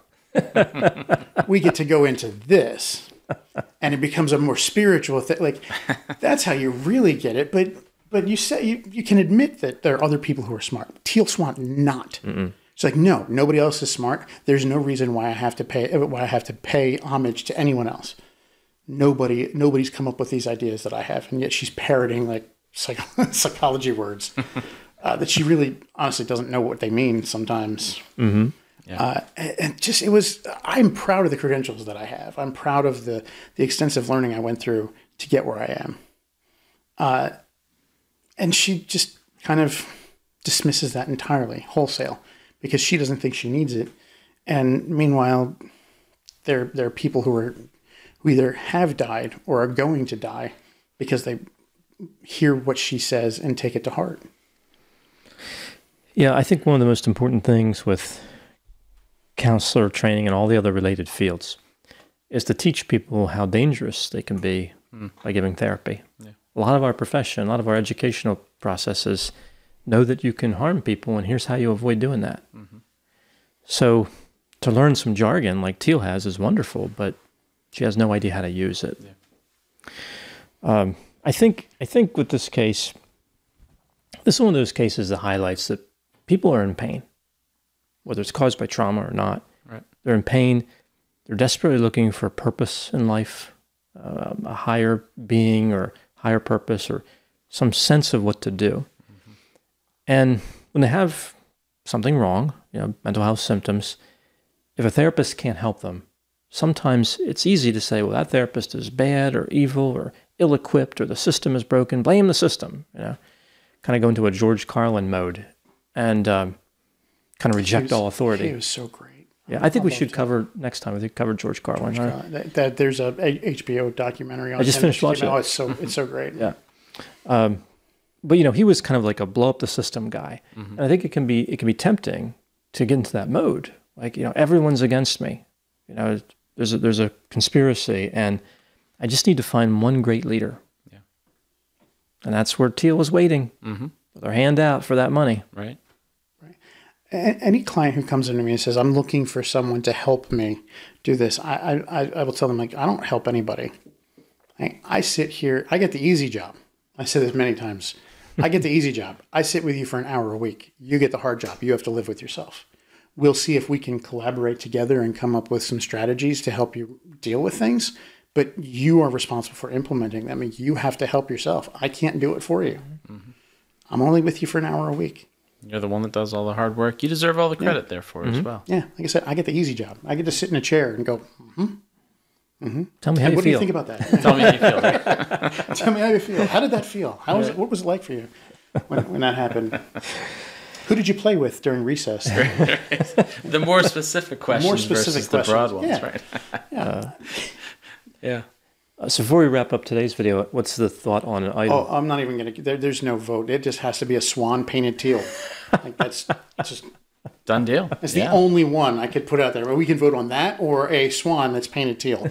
Like, take your pick. Either a swan that's painted teal or a swan that's painted teal. Yeah. That makes total sense. Yeah. Today we actually do have our new thing for the Hannah Up case. It's the shopping cart. The shopping cart. Yeah. Shopping cart. Yeah. That was a fun one to make. Didn't take long to print. It was pretty simple, but it was fun. Great detail, though. Yeah. It does look like a shopping cart. It does. It looks like a shopping cart. It's supposed to. You have to be careful about putting items on the lower level. Well, always. Yeah. It's always a problem. Don't forget them when you get at the checkout That's right. line. That could be bad news. And you try and walk out and they'll try and get you for shoplifting. I wanted to add here that I just found that it looks like Blake is currently doing travel arrangements. I guess owns a company called Sunnyside Expeditions. Seems like it's out of Utah. So helping people traveling, but there's a spiritual component here too. Intimate expeditions to indigenous cultures and beautiful places, reconnecting to this earth, its peoples, and each other. So seems like similar themes that he was dealing with Teal, but just with vacations, excursions, whatever. No mention of Teal anywhere. Understandable, it's a business. But nonetheless, he seems to be doing other things. So good for him. Sounds like a cult-free business. It does sound like a cult-free business, but one that still leans into the ideals that he did enjoy out of things. Whatever the spiritual things are for him. Yeah. It just shows that maybe that kind of predisposition for the New Age came first. Right. Brought him to Teal or allowed them to connect. And all right. So it's going to be a swan painted teal. Swan painted teal, yes. All right. Very good. A teal swan, if you will. All right. So that's our... We can put him next to Dr. Grande over there. That's right. We can kind of match up. Yeah. That's our episode of Alien Lizard Humanoids on Teal Swan. Please put any thoughts in the comments, any suggestions for other videos. We mentioned George Carlin. I think that would be a great one to bring up. Yeah. But we read every comment, and we certainly appreciate it. And we'll be back soon and talk to you then.